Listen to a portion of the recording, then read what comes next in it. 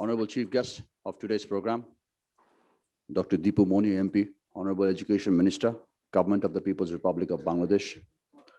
Our special guest, Dr. Qazi Shahidullah, Chairman, University Grants Commission. Keynote presenter, Muhammad Sabur Khan, Chairman, Board of Trustees, the Daffodil International University. Distinguished panelists, ladies and gentlemen, Assalamu alaikum, and a very good morning to all of you. I would like to welcome you all to the webinar titled Industry Academia Linkage, the New Frontier, organized by the Dhaka Chamber of Commerce and Industry. We are indeed thankful to the chief guest and the special guest for their time, and of course the distinguished discussants for their kind presence despite their busy schedule. Ladies and gentlemen, Bangladesh is on the track towards graduation into a developed economy, backed by consistent industrial and macroeconomic growth.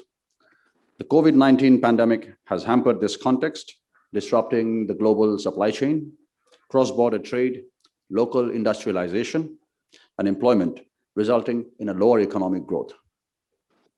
The fourth industrial revolution is approaching in Bangladesh with new challenges, like revolutionizing the monetary challenges, the manufacturing system, replacing the traditional jobs with automation and opportunities for improved innovation and efficiency. The rapidly changing technological progress due to the fourth industrial revolution, digitization, and SDG-centric economic transformation are reshaping the economic landscape of Bangladesh, including industries and jobs.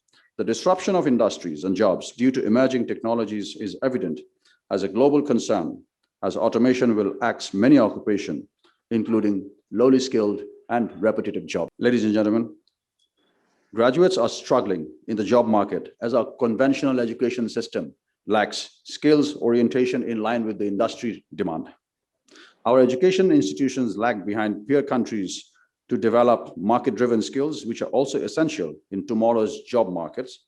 Consequently, foreigners dominate the industry when it comes to technical, managerial, and diverse industries, corporate firms, and multinational companies. This trend leads to a substantial remittance outflow from Bangladesh. The World Economic Forum reported that more than 1/3 of essential skills of current workforce will change the demand of the human-centric soft skills which becomes widespread.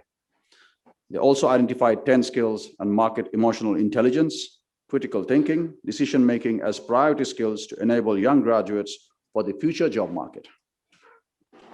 In our economic transition, we need to blend conventional and new skills, considering the job market, skills demand, and economic trend for utilizing the demographic dividend in diverse employment needs. The industry and academia relation came up as a new frontier for the economy. I won't prolong my speech, and I would now request our keynote presenter for today's session, Muhammad Sabur Khan, to deliver his keynote address, and we will take the discussion from there on with our discussants and the honorable chief guest and special guests. Thank you, and Allah Hafiz. First of all, thank you very much. Thank you, Honorable President, and thank you, Honorable Education Minister and UGC Chairman and all of the distinguished guests. And of course, I'm sure that this is one of these demandable topics nowadays, considering the whole scenario of our country. So I must thank Dhaka Chamber of Commerce and Industry, and of course our Education Minister, and of course the UGC Chairman and all other stakeholders to joining with us, because I'm quite sure that today's this initiative jointly organized by Dhaka Chamber of Commerce and the Daffodil International University, I'm quite sure that it will be the great landmark and it will be the one of the key initiators. So I'm just going to throw my presentation. As everyone, we know that the industry academia linkage should be implemented earlier, but somehow this gap is still going on. So everybody will agree with me, this industry and academia, this bridging need to be organized or need to be minimized through some policy and implementation. And that is why I should say that that a lot of the statistics is already going on. So I'm just giving the few days back. The Pratham Alo is mentioned that 15 বছরে প্রতি বছর গড়ে 9,66,000 নতুন employment opportunity create হচ্ছে, but আমরা জানি যে প্রায় 1 কোটি লোক কিন্তু বেকার, যারা ছদ্মভাবে হোক আর বিভিন্নভাবে হোক। তো আমাদের যে প্রতিনিয়ত যে ডিমান্ড ক্রিয়েট হচ্ছে, আমরা জানি যে সব সময় আমরা অলরেডি শুনছি যে চাকরিদাতা বলছে যে আমি ভালো লোক পাচ্ছি না, আর যারা চাকরি চাচ্ছে তাদের কন্টিনিউয়াস বক্তব্য হচ্ছে যে আমরা জব পাচ্ছি না। বাট কেন ইউনিভার্সিটি গ্রান্টস কমিশন বা Education Ministry continuously they are also trying to hard to implement and to disseminate this education system in the grassroots level. So we'll try to find out some of the key factors. The social media এখন কিন্তু একটা great blessing. I'm sure that everybody will agree with us that this is a great blessing, but why we are not able to capitalize it? What is the problem? Why our people is much busy to all unnecessary matters to post and to discuss and to comment? Not any creative thing is going on. Our young generation is busy. Our students are busy with all of the unnecessary matter. So that's why we'll to try to find out that আমাদের young generation কে আমরা কিভাবে এই যে একটা চমৎকার অস্ত্র আমরা দেখতে পাচ্ছি যা which is a great open the social networking, mobilization of the technology, disruption of the technology. As a COVID-19 কিন্তু give us a very great lesson as a new normal. You see, our education minister, a lot of the distinguished guests are they are sitting in their office, and we are also organizing this great event here. And I'm sure that this is a great opens for all of us. So it is a time to implement in the education system. That is why I'm sure that the Dhaka Chamber of Commerce and organized this initiative today. The university are busy only to create the graduate. I'm sure the Honorable Minister and UGC Chairman, both of them will agree with me. Every day, every month, they are joining in the convocation system, giving the graduation certificate. But what will be the fate or what will be the future of this graduate? Why we are not able to create the right people for our industry? So it is the time to wake up and to give the proper policy and implementation plan. So that is why I should say that some of the discussion, you see that the Albert Einstein, I think that he already mentioned a lot of years back, একজন শিক্ষক কিন্তু education সিস্টেমে সবগুলো প্রাণীকে যদি সবাই যদি একইভাবে ট্রিট করে, একটা ফিশকে যদি বলা হয় যে গাছে ওঠার জন্য, সে কিন্তু গাছে উঠতে পারবে না। তার মানে আমাদের এডুকেশন সিস্টেম আলবার্ট আইনস্টাইন বলে গেছে কত বছর আগে, এখনো কিন্তু সে একইভাবে একজন শিক্ষক তার সামনে যারা বসে থাকে তাদেরকে একইভাবে ট্রিট করছে। আজকে আমাদের সামনে যারা এখানে বসে আছেন, আমরা কি সবাইকে কি একইভাবে ট্রিট করতে পারি? কেউ আসছেন ইন্ডাস্ট্রি থেকে, কেউ আসছেন একাডেমিশিয়ান থেকে, কেউ আসছেন হয়তো বা আপনারা কোনো কনসালটেন্সি ফার্ম থেকে, কেউ আসছে অ্যাকাউন্টিং ব্যাকগ্রাউন্ড থেকে। If we treat everyone is the same, I think that should not be the fair enough. This is the time to judge in the proper system. আমরা এখন দেখতে পাচ্ছি Google, search engine, social networking, how they utilize the artificial intelligence, how they utilize their criteria and the database management K properly কাজ করে কিভাবে তারা কাজ করছে। তো আমার মনে হয় যে this is the time যে আমাদের টোটাল সিস্টেমকে চেঞ্জ করার, যেটাকে আমরা মনে করি ইন্ডাস্ট্রির সাথে ফিট করবে। তো আমি সেই কারণে বলবো যে গভর্নমেন্ট শুড টেকিং, এবং government already lot of initiative নিচ্ছে, কোনো সন্দেহ নাই। বাট আমার কাছে যেটা মনে হয় যে government should take the employment creation, some of the effective programme, যেখানে অলরেডি এন্টারপ্রেনারশিপ ডেভেলপমেন্ট হবে, ইন্টারপ্রেনারশিপ ডেভেলপমেন্ট হবে, ক্রিয়েটিভিটি আসবে, ইনোভেশন আসবে। সো আমরা কি করতে চাই? আমরা করতে চাই যে গ্যাপটা কমানোর জন্য আমি আবারও ধন্যবাদ জানাচ্ছি এডুকেশন মিনিস্টারকে, যে উনি, কারণ এডুকেশন মিনিস্ট্রি যদি ইনিশিয়েটিভ না নেয়, ইউনিভার্সিটি গ্রান্টস কমিশন যদি ইনিশিয়েটিভ না নেয়, আমরা ঢাকা বিশ্ববিদ্যালয় আইবিএ ডাইরেক্টর সাহেব ফরহাদ আনোয়ার স্যার আছেন, আমরা মনে করি নাসিম মঞ্জুর সাহেব আছেন, এখানে ইন্ডাস্ট্রি থেকে আরো অনেকে আমরা এখানে উপস্থিত। আমি সবাইকে ধন্যবাদ জানাচ্ছি যে প্রত্যেকের ইনিশিয়েটিভ ছাড়া কিন্তু আমাদের পক্ষে ব্রিজিংটা কিন্তু আলটিমেটলি মিনিমাইজ করা সম্ভব না। তো সেই কারণে আমরা কয়েকটা পয়েন্ট আমরা শো করতে চাচ্ছি। সেই পয়েন্টটা হচ্ছে যে আমরা স্ট্রং একটা ইন্ডাস্ট্রি একাডেমি কোলাবোরেশন চাচ্ছি, যেটা অর্থী হবে, ইজিয়ার হবে, এফিসিয়েন্ট হবে, এফেক্টিভ হবে। এবং সেটা কিভাবে সম্ভব? সেটা যদি আমরা বলি যে government should encourage university two fulfil ইন্ডাস্ট্রির নিড। গভর্নমেন্টকে বলতে হবে যে ইউনিভার্সিটি শুধুমাত্র সার্টিফিকেট দেওয়ার জন্য না, গ্রাজুয়েট তৈরি করার জন্য না, তোমাকে industry need criteria fill up করতে হবে, আদারওয়াইজ তোমার ইউনিভার্সিটি সাবজেক্ট অ্যাপ্রুভাল দিবে না। এখন কি হচ্ছে, বিশ্ববিদ্যালয় মঞ্জুরি কমিশন সাবজেক্ট অ্যাপ্রুভাল দেওয়ার জন্য বলে যে 1 বছরে একটা সাবজেক্ট দিব, তুমি পার্মানেন্ট ক্যাম্পাসে যাও, এটা যাও। বাট এটা তো ক্রাইটেরিয়া হওয়ার কথা না। ক্রাইটেরিয়া হওয়ার কথা হাউ মার outcome based education system you are already implementing. তুমি কতটুকু সোসাইটি, পিপল, কান্ট্রির জন্য বা গ্লোবাল এরিনার জন্য তুমি কতটুকু ভ্যালু অ্যাড করতে পারছো, সেটাকে কিন্তু ক্রাইটেরিয়া ধরা উচিত। এবং আমরা বলবো industry should be in search of the right university. ইন্ডাস্ট্রিরও কিন্তু দরকার। আজকে ঢাকা চেম্বার অফ কমার্সকে আবারও আমি ধন্যবাদ জানাচ্ছি, তারা একটা বিশ্ববিদ্যালয় এসেছে, তাদের আজকের এই সেমিনারের জন্য ফিজিক্যালি আসছে। আগে আমরা কি দেখতাম, ঢাকা চেম্বারই কিন্তু অর্গানাইজ হতো। আজকে এই যে ইউনিভার্সিটি আসা, তাহলে কি হচ্ছে, ইউনিভার্সিটি আসার কারণে আপনার একটা বিশ্ববিদ্যালয় কিন্তু এনভায়রনমেন্ট সম্পর্কে জানার সুযোগটুকু হচ্ছে। তা আমরা বলবো যে ইন্ডাস্ট্রিকে কিন্তু অবশ্যই ইউনিভার্সিটির কাছে আসতে হবে, এবং আসার জন্য কোলাবোরেশনটা তৈরি করার জন্য কিন্তু আউটকাম বেজ এডুকেশনে কোন ডেভেলপমেন্টগুলি করা যায়, কিভাবে আমাদের কারিকুলামগুলো কন্টিনিউয়াসলি ডেভেলপ করা যায়, এবং কিভাবে আমরা যেটা মনে করি যে স্কিল পিপলকে ইন্ডাস্ট্রির ক্রাইটেরিয়া, বা আমরা যেটাকে বলি যে আমরা স্ক্রিনিং করতে চাই যে কোন ইন্ডাস্ট্রির জন্য কতজন লোক দরকার, আমাদের কিন্তু প্রপার স্ট্যাটিস্টিক্স নাই। আমরা এখনো জানি যে বিবিএ, কম্পিউটার সায়েন্স, কমন কিছু সাবজেক্ট নিয়ে আমরা সবগুলো বিশ্ববিদ্যালয়ে ফাইট করছে। That is should not be fair enough. এটা চেঞ্জ হওয়া দরকার। বিশ্ববিদ্যালয় মঞ্জুরি কমিশন, শিক্ষা মন্ত্রণালয়কে আমরা বলবো, আমি পার্সোনালি আবারও ধন্যবাদ জানাই যে ঢাকা চেম্বারে প্রেসিডেন্ট থাকা অবস্থায় we took one initiative to create the 2000 new entrepreneur, and continuously to driving this force, I'm already initiating one subject called the entrepreneurship innovation subject in our university in 2014. And I'm most grateful to the UGC chairman, former UGC chairman A.K. Azad Chowdhury. Whenever I submitted this subject, instantly he told me, yes, it is the demand of the country. এবং without, মানে আমার মনে হয় যে উনি কোনো সময় নেয়নি, এক্সপার্টকে দিয়ে সেই কোর্সটা আমাদের কিন্তু উইদিন 3 মান্থ উনি অ্যাপ্রুভাল করে। That should be the criteria of the university grants commission. I am sorry, আমি মনে করি যে university grants commission global best প্র্যাকটিসেসকে দেখা উচিত, কোন ইউনিভার্সিটি কোন প্র্যাকটিসগুলো করছে, সেই জায়গায় কিন্তু বাংলাদেশের বিশ্ববিদ্যালয়গুলি সেভাবে আগাচ্ছে কিনা, তারা যদি সেইভাবে গ্লোবাল পার্সপেক্টিভে তারা যদি আগায়, তাদেরকে আমি মনে করি এমফাসিস দেওয়া উচিত। আমরা সাউথ কোরিয়ার উদাহরণ সবাই দেই। আজকে সাউথ কোরিয়ান শুধুমাত্র 4-5টা ইন্ডাস্ট্রি দিয়ে সারা পৃথিবীতে তারা যায়, খুব বেশি ইন্ডাস্ট্রি নাই তাদের। আমি মনে আপনারা সবাই জানেন, স্যামসাং, ডাইউ, হুন্দাই, কিয়া, ভেরি ফিউ অর্গানাইজেশন, মাত্র 5 থেকে 6টা অর্গানাইজেশন দিয়ে সারা পৃথিবীকে তারা ডমিনেট করছে। তারা কাঁপিয়ে তুলছে জাপানকে। তো সেইখানে আমরা মনে করি সাউথ কোরিয়ার যে ইনোভেশন যে ক্রাইটেরিয়া, সেখান থেকে আমরা শিক্ষা গ্রহণ করতে পারি।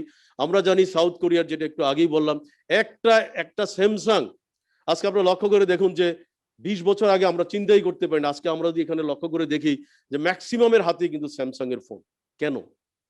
কেন স্যামসাং আজকে এই যে, এবং স্যামসাং এর মূল ক্রাইটেরিয়াটি আমি এখানে দেখাচ্ছি যে স্যামসাং এর মূল ক্রাইটেরিয়া, তারা ইউনিভার্সিটির কাছে যাচ্ছে, ইউনিভার্সিটিতে তারা রিসার্চ করছে, ইউনিভার্সিটি তারা ইনোভেশন ল্যাব তৈরি করে দিচ্ছে, বেস্ট রিসার্চারদেরকে তারা ইউনিভার্সিটি পিক করে নিয়ে আসছে, এবং তাদের একটা বড়, এবং আমি বলবো যে উই আর অলসো লাকি যে বাংলাদেশে স্যামসাং এর যে সেটআপ আছে, তারা কিন্তু প্রতি বছর আমাদের বিশ্ববিদ্যালয়ের সাথে তারা জয়েন্ট অ্যাক্টিভিটিস করে তারা কিন্তু আমাদের বিশ্ববিদ্যালয় থেকে, if I am not wrong, এই পর্যন্ত প্রায় 30+ স্টুডেন্টকে তারা কিন্তু রিক্রুট করেছে, এবং যাদের অনেকে কিন্তু এখন কোরিয়াতে চলে গেছে, এবং আমাদের অনেক ছাত্র কিন্তু কোরিয়ান পাসপোর্ট পেয়ে যাচ্ছে। That's called the contribution. তো আমার কাছে যেটা মনে হয় যে দিস ইজ দ্য টাইম, এই ব্যাপারগুলো ইউজিসি এবং শিক্ষা মন্ত্রণালয় বিবেচনা আনা উচিত।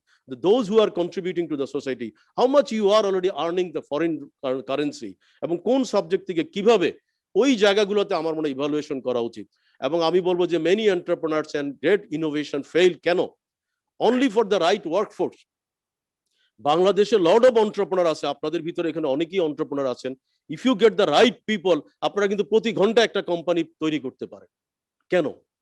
কারণ বিকজ আমি যদি আমার কথাই বলি যে আনটিল টুডে আমি 52 কোম্পানি তৈরি করেছি, এবং তার মধ্যে 60টি কোম্পানি আমি বিক্রি করে ফেলছি। কেন? যেগুলো আমি চালাইতে পারবো না।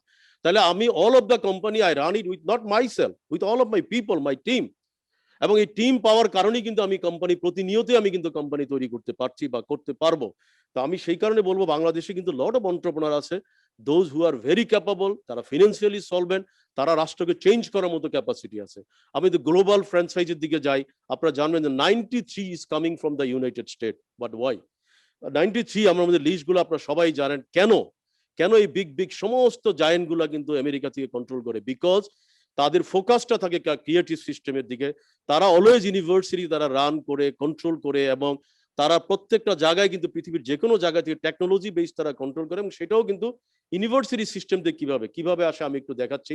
আপনি দেখেন যে পৃথিবীতে যদি আপনারা লক্ষ্য করে দেখেন, আমেরিকান অল রিচ পিপল, তারা মৃত্যুর পূর্বে অথবা জীবদ্দশায় তারা কিন্তু তাদের টাকার বিরাট অংশ তারা ডোনেট করে বিশ্ববিদ্যালয়গুলোকে। আর আমাদের বাংলাদেশে কি সবাই কিন্তু, আমি সরি কাউকে ছোট করছি না, তারা এমন কিছু চ্যারিটি ফার্মে করে যেই চ্যারিটি ফার্মগুলো রিয়েলি চ্যারিটি না। আমি কাউকে ছোট করার জন্য বলছি না, কেউ আমাকে ভুল বুঝবেন না, কারণ অনেক ভালো ভালো চ্যারিটি কাজ হচ্ছে এই দেশে। কিন্তু আমি বুঝাতে চাচ্ছি যে what is the culture of the USA. আপনি লক্ষ্য করে দেখুন যে আপনার প্রত্যেকটা রিচ পিপল, আমি কারো নাম মেনশন করছি না সময়ের কারণে, তারা তাদের সমস্ত অর্থগুলো কিন্তু তারা ডোনেট করে বিশ্ববিদ্যালয়গুলোতে এবং তাদের লোকজনকে ইনভলভ করে দেয় যে বিশ্ববিদ্যালয় এই রিসার্চ গুলো হচ্ছে কিনা। তাহলে আমাদের এডুকেশন সিস্টেম, আমরা ফিউচার জেনারেশন তৈরি করতে যাচ্ছি, আমরা কি করছি, হোয়াট উই আর ডুইং। আমাদের এখন সময় আসছে সেই জিনিসগুলোকে একটু কভার করার জন্য। সেই জন্য আমরা বলবো যে আমাদের কাছে ইন্ডাস্ট্রিয়াল ডাটা নেই, ভিজুয়াল প্রপার অ্যানালাইসিস নেই। আমরা আশা করি আজকে ঢাকা চেম্বার ইনিশিয়েট থেকে আমরা শুরু করতে চাই। আমরা আমাদের বিশ্ববিদ্যালয়ে কমিটমেন্ট করছি, আমি আশা করি মাননীয় শিক্ষামন্ত্রী এবং ইউজিসি চেয়ারম্যান মহোদয় অবশ্যই আমাদেরকে এই ব্যাপারে সহযোগিতা করবেন। আমরা এখন থেকে রিয়েল ডাটা চাই। ইউজিসি জানবে যে ইন্ডাস্ট্রিতে এই সাবজেক্টে এতজন লোক তৈরি করার প্রয়োজন। আমি সরাসরি রিকমেন্ডেশনে চলে যাচ্ছি। আমাদের রিকমেন্ডেশনটা হচ্ছে যে আমরা ইউনিভার্সিটিগুলোর ইউনিকনেস নিয়ে গিয়ে, প্রত্যেকটা বিশ্ববিদ্যালয়ে কিছু কিছু ইউনিকনেস আছে। আমি যদি প্রাইভেট বিশ্ববিদ্যালয়ে যাই, পাবলিক বিশ্ববিদ্যালয়, প্রত্যেকেরই কিন্তু অ্যাটলিস্ট সিঙ্গেল একটা ইউনিকনেস আছে। আর না থাকলে ওই বিশ্ববিদ্যালয় আমার মনে চালাইতে দেওয়া উচিত। আমি সরি, আবারও বলছি যে কাউকে আমি ছোট করার জন্য বলছি না, প্রত্যেকের কিছু না কিছু ইউনিকনেস থাকতে হবে। এবং সেই ইউনিকনেস গুলো নিয়ে বেস্ট প্র্যাকটিসেস গুলো আমি মনে করি যে আমরা একটা পাবলিকেশন করতে পারে, যেটা ঢাকা চেম্বার ইনিশিয়েট নিতে পারে, শিক্ষামন্ত্রী ইনিশিয়েট নিতে পারে। তাহলে সুবিধা হবে কি, প্রাইভেট পাবলিক ইউনিভার্সিটি বাংলাদেশে প্রতি বছর কোন ধরনের বেস্ট প্র্যাকটিসেস গুলি করছে সেটা নিয়ে প্রতি বছর কিন্তু একটা প্রকাশনা হইতে পারে। এবং আমি মনে করি university can learn from each others, collaborate with each other, যে কারা কোন জায়গায় কোন প্র্যাকটিস গুলি করছে এবং নেক্সট জেনারেশনকে কিভাবে আমরা কাজে লাগাতে পারি। তা আমি সেই কারণে বলবো মিনিস্ট্রি অফ এডুকেশন এবং UGC should organise, recognise this best practices. কারণ ইউজিসি যদি রিকগনাইজ না করে, মিনিস্ট্রি যদি রিকগনাইজ না করে, আমরা সবাই জানি ছাত্রছাত্রীরা হাজারো বললেও তাদের একটাই টার্গেট, তারা পরীক্ষা জিপিএ কত পাবে, তারা কি আউট অফ ফোর পাবে, তাদের মাথায় আর কোনো কিছুই থাকে না। তাদেরকে যতই বলা হয় তাদের একটাই বক্তব্য যে তারা মার্ক পাবে কিনা। ঠিক একইভাবে আমি বলবো যে বাংলাদেশের বিশ্ববিদ্যালয়গুলো কখনই ভালো কাজ করবে না যদি মিনিস্ট্রি তাদেরকে রিকগনাইজ না করে। তো আমি সেই ক্ষেত্রে আমি বলবো যে ঢাকা চেম্বার এবং মিনিস্ট্রি এবং ইউজিসি কে যে আমাদেরকে প্র্যাকটিসটা করার জন্য, রিকগনাইজ করার জন্য। এগেইন আমার বলবো যে ইন্ডাস্ট্রির উচিত হবে বেস্ট প্র্যাকটিসেস গুলি শেয়ার করার জন্য, একাডেমিশিয়ানদের সাথে কেস স্টাডিজ গুলি দিয়ে দেওয়া, যে আমার এই বিশ্ববিদ্যালয়ে আমি অমুক ইন্ডিয়া থেকে একটা লোককে আমি রিক্রুট করে নিয়ে আসি, আমি চায়না থেকে একটা লোককে রিক্রুট করে নিয়ে আসি 2 বছর আগে, তাকে দিয়ে দেখো আমি কিভাবে কাজগুলো করাতে পারছি। সেই কেস স্টাডি গুলো যদি তুলে দেওয়া হয় বিশ্ববিদ্যালয়ের কাছে, আমাদের বিশ্বাস যে বিশ্ববিদ্যালয় কিন্তু পরিবর্তন হবে। একইভাবে আমি বলবো যে আমি যে একটু আগেও যেটা বললাম যে এই যে ইন্ডাস্ট্রি বাইরে থেকে নিয়ে আসার ফলে তারা কিন্তু প্রায়ই কিন্তু বলে, আমরা অনেক মানে ইন্ডাস্ট্রিয়ালিস্টকে দেখতে পাই যে তারা কিন্তু বলছে যে আমি তো লোক পাচ্ছি না, আমার কোম্পানির সিইও আমি নিয়োগ করছি বাইরে থেকে। বাট আমি ব্যক্তিগতভাবে বলতে চাই যে ওইসব ইন্ডাস্ট্রিয়ালিদেরকে আমাদের এখন কিন্তু রিকোয়েস্ট করা উচিত ঢাকা চেম্বার থেকে যে প্লিজ আপনি ওনার কাছে কি পাচ্ছেন, 3 বছর 4 বছরে উনি একটা কোর্স ডিজাইন করুক, উনি আমাদের লোকদেরকে শিখাক, বিশ্ববিদ্যালয় থেকে আসুক, বিশ্ববিদ্যালয়কে তার সমস্ত ফরম্যাটটা আমরা তাদেরকে দিতে রাজি আছি। কারণ আমি এই ক্ষেত্রে একটা ছোট্ট একটা উদাহরণ বলবো, 1997-এ 3 জনকে আমি কিন্তু চেন্নাই থেকে, মাদ্রাজ থেকে আমি তখন রিক্রুট করেছিলাম সফটওয়্যারে। এবং আমার কমিটমেন্ট ছিল যে এই 3 জনের কাছ থেকে আমি এমন ভাবে শিখবো আর জীবনে যাতে কোনোদিন আমাকে কোনো লোক রিক্রুট করতে হয় না বিদেশ থেকে, আমি আজ পর্যন্ত বিদেশ থেকে রিক্রুট করতে হয়নি। কারণ ওই প্র্যাকটিস গুলো কিন্তু আমি 3 বছরে তাদের কাছে যা শিখেছি তার সবকিছু আমি এখন ইমপ্লিমেন্ট করতে পেরেছি, তাহলে অন্যরা পারবে না কেন? তো সেই কারণে আমি বলবো একাডেমিশিয়ানদের কাছে, আমার কাছে মনে বেস্ট ক্যান্ডিডেটস গুলাকে ইন্ডাস্ট্রির সাথে আমরা কিভাবে রিলেট করতে পারি সেগুলোকে আমার দেখাইতে হবে। এবার আমি আসি যে DCCI can be support of bridging this. আমি একটু আগেও বলেছি টু ফিগার আউট যে what problem, what solution, workforce কি দরকার, কোন কোর্সটা ডিজাইন করা দরকার। তো আমার মনে হয় যে আমরা আবারও বলবো যে আমরা যদি ওয়ার্কফোর্স এবং কোর্স ডিজাইন না করতে পারি, যেখানে ডিসিসিআই অলরেডি অনেক স্ট্যান্ডিং কমিটি আছে, আমরা সেখানে বলবো এই স্ট্যান্ডিং কমিটিগুলো যদি আরেকটু, যদি আমার মনে হয় অলরেডি আমি থ্যাংক ইউ জানাই যে ডিসিসিআই ইতিমধ্যে ইন্ডাস্ট্রি একাডেমি একটা স্ট্যান্ডিং কমিটি গঠন করেছে, আমি সেই জন্য কৃতজ্ঞতা জানাচ্ছি। আমার কাছে মনে হয় যে একাডেমি, রিসার্চ এবং কমার্শিয়ালি, কারণ আপনারা দেখেন যে বাংলাদেশে অনেকগুলো বিশ্ববিদ্যালয় কিন্তু এখন গবেষণা করছে। আমরা যদি প্রাইভেট বিশ্ববিদ্যালয়ের দিকে তাকাই, যেমন প্রাইভেট বিশ্ববিদ্যালয়ে আমরা এখন 2nd অথবা 3rd পজিশনে আছি রিসার্চে, এবং সমস্ত বাংলাদেশের ভিতরে ড্যাফোডিলের পজিশন এখন ক্লাস অলমোস্ট নাম্বার 8। তো আমরা বলতে যাচ্ছি যে এই যে রিসার্চ গুলি করছি এটা কতগুলো কমার্শিয়ালি ভায়াবল, কমার্শিয়ালি ভায়াবল না করলে কিন্তু এই গবেষণাগুলো কিন্তু হাস্যকর হয়ে যাবে, এগুলো পেপারই থেকে যাবে। তো সেই জায়গায় আমার কাছে মনে হয় যে আমরা এই বেস্ট প্র্যাকটিসগুলো মিনিস্ট্রি অফ ইন্ডাস্ট্রির সাথে কাজ করতে পারি, আমরা মিনিস্ট্রি অফ কমার্সের সাথে কাজ করতে পারি, এডুকেশন মিনিস্টারের সাথে কাজ করতে পারি। সেই জন্য আমি এখানে একটা জাস্ট একটা ডায়াগ্রাম আমি দেখালাম যে কিভাবে আমরা কাজটা করতে পারি। এবং আমরা কিছু জাস্ট ছোট্ট, আমি আর মানে সময় নিতে চাচ্ছি না, যে ড্যাফোডিল ইউনিভার্সিটি কিছু কাজ করছি আমরা, যেটা আমি একটু আগেও বললাম, আমরা ডিপার্টমেন্ট অফ এন্টারপ্রেনারশিপ ইমপ্লিমেন্ট করেছি। আমি আবারও ইউনিভার্সিটি গ্র্যান্টস কমিশনকে ধন্যবাদ জানাই এবং কৃতজ্ঞতা জানাই। আমরা এমপ্লয়াবিলিটি 360 নামে একটা কোর্স ইন্ট্রোডিউস করেছি।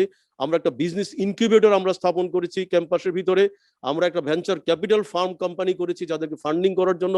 আমরা ছাত্রছাত্রীদের জন্য একটা ডেভেলপমেন্ট ফান্ড করেছি without interest, nothing, not a single Penney interest. আমরা তাদেরকে 2 লক্ষ টাকা পর্যন্ত তাদেরকে আমরা ঋণ দিচ্ছি, বাট কোনো ইন্টারেস্ট ছাড়া। এখানে কোনো সার্ভিস চার্জও নাই। আমরা একটা ইন্ডাস্ট্রি একাডেমি লেকচার সিরিজ করি এবং যেটা অলরেডি 14টা সিরিজ আমরা ইতিমধ্যে কমপ্লিট করেছি। এবং আমরা ধন্যবাদ জানাচ্ছি এবং কৃতজ্ঞতা জানাচ্ছি ইতিমধ্যে আমাদের এই ইন্ডাস্ট্রি লেকচার সিরিজ থেকে কয়েকজন কিন্তু পৃথিবী থেকে চলে গেছে। লতিফুর রহমান স্যার, আবার লতিফুর রহমান প্রতি আমি শ্রদ্ধা জানাচ্ছি। তো আমরা আশা করি যে এই যে ওনার কাছে আমরা শেয়ারটা করতে পারলাম, আজকে কিন্তু উনি আমাদের মাঝে নাই, কিন্তু আমরা মনে করি যে ওনার এক্সপিরিয়েন্সটা কিন্তু আমাদের সাথে রয়ে গেছে, কারণ উনি একটা দিন পুরো দিন আমাদের ছাত্রছাত্রীদের সাথে ছিল। আমরা প্রত্যেকটা ছাত্রছাত্রী 1 স্টুডেন্ট 1 ল্যাপটপ দিচ্ছি। এই প্যান্ডামিকের ভিতরে আমরা প্রথম বিশ্ববিদ্যালয় যে যখন সব বন্ধ ছিল, তখন 1 কার্ড নামে আমরা নতুন একটা পেমেন্ট গেটওয়ে তৈরি করে আমরা ছাত্রছাত্রীদের সমস্ত পেমেন্টগুলো কালেকশন করতে সক্ষম হয়েছি। আমরা একটা ইনোভেশন ল্যাব করেছি, রোবট ইমপ্লিমেন্ট করেছি এবং আমি আশা করি ঢাকা চেম্বার ডাইরেক্টর আজকে আপনারা আমাদের ইনোভেশন ল্যাবটা দেখার সুযোগ পাবেন। আমরা একটা স্টার্ট আপ মার্কেট করি প্রত্যেক সপ্তাহে বিশ্ববিদ্যালয়ে। আমরা আইসিটি কার্নিভাল অর্গানাইজ করি। এনিওয়ে, আমার মনে হয় আর আমি বেশি ডিটেলসে যাচ্ছি না। আমরা যেটা বারবারই বলতে চাই, 400+ বিশ্ববিদ্যালয়ের সাথে আমরা অ্যাফিলিয়েশন বা আমরা জয়েন্ট এফোর্টস করেছি। আমরা লট অফ ইন্টারন্যাশনাল ইভেন্ট করি শুধুমাত্র ছাত্রছাত্রীদেরকে ইন্টারন্যাশনালি ফিট করার জন্য। আমরা স্কিল ডেভেলপমেন্টের জন্য লট অফ অ্যাক্টিভিটিস করি। আমার এই লাস্ট স্লাইডটাতে আমি দেখাচ্ছি, আশা করি এই স্লাইডটা আজকের স্লাইড না, এই স্লাইডটা 2017 সালে আপনারা অনেকেই জানেন যে নিউ ইয়র্ক টাইমস কিন্তু এই প্রচ্ছদ দিয়ে এটা শুরু করেছিল যে সময় আসছে যদি আমরা পরিবর্তন না হই, শিক্ষা ব্যবস্থার পরিবর্তন না করি, তাহলে মানুষ হয়তো ভিক্ষা করবে, রোবট মানুষকে ভিক্ষা দিবে। আমরা চাই না এই অবস্থাটা হোক। এবং আপনার আরেকটা ছবিতে দেখানো আছে কশান, যে রোবট হয়তো গিয়ে ফ্যাক্টরিতে গিয়ে বলবে মানুষকে গেট আউট, তোমার দরকার নাই, বা your performance is below standard. আমি আশা করি সেই অবস্থাটা হবে না। So thank you very much and wish all of you good luck. At this point of time, I would like to also reiterate that Bangladesh is a country of 63.5 million labor force, which has its demographic dividend, but also there is a 2.2% growth in the industry, which means we are creating 2 million new entrants every year in the industry. On top of that, we have a graduate unemployment rate of 38.6%. Now, this is primarily because of the skills mismatch in the industry, as we heard from the keynote. So now teaching in a corporatized model and limited research grants, especially from public funding, is an issue where we saw that less than 1% of the annual budget goes into research when it comes to universities and research institutions, which is comparatively much lower than the industrial context of the regional neighbors. Now, when you see the ranking of Bangladesh in World Competitiveness Index of 2019, we rank out of 141, we rank 105 in competitiveness, 105 in innovation, and 117th in skills, which is fairly low.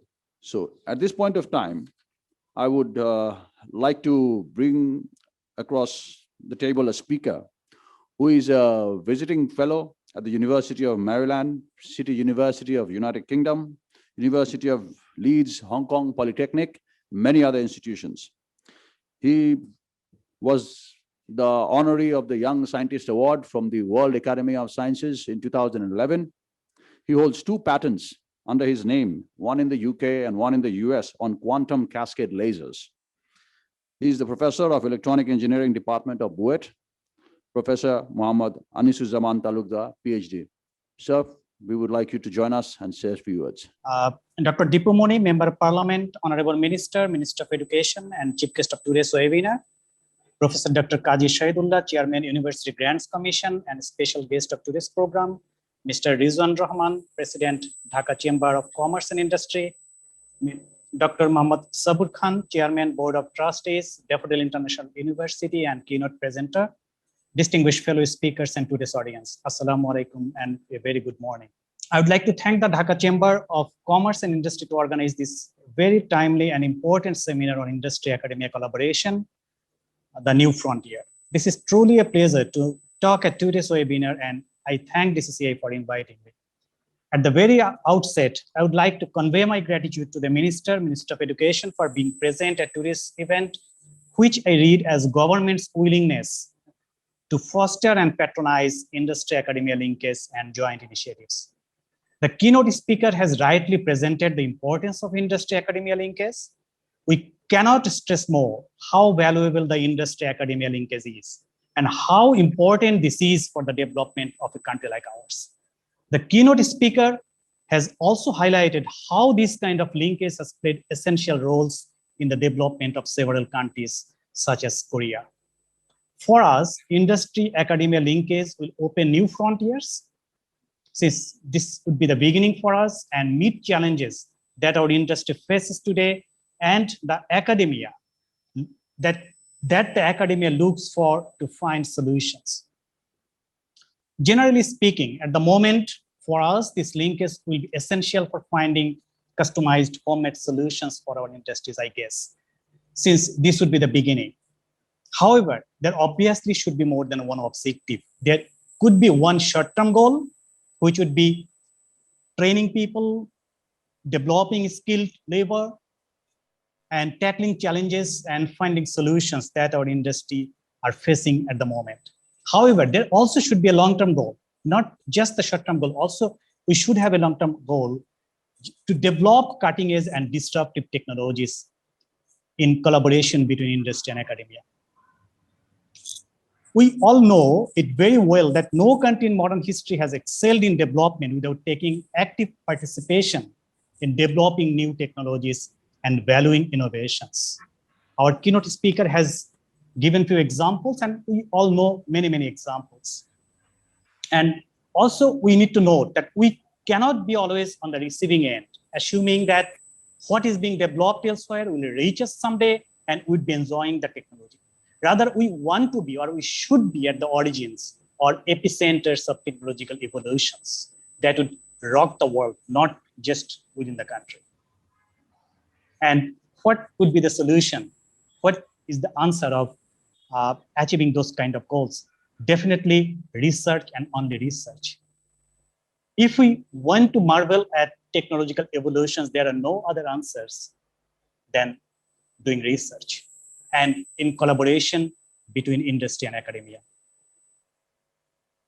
And what we have to do, as I can see from my end, the research activities of our academia have to be strengthened, and our industry needs to get involved in research. They need to set up research and development centers within themselves and establish long-term and meaningful linkage with academia. And above all, what I would also say at the end of my comments, we need to develop a research ecosystem which must be patronized or set up by the government or initiated by the government as well as by the University Grants Commission.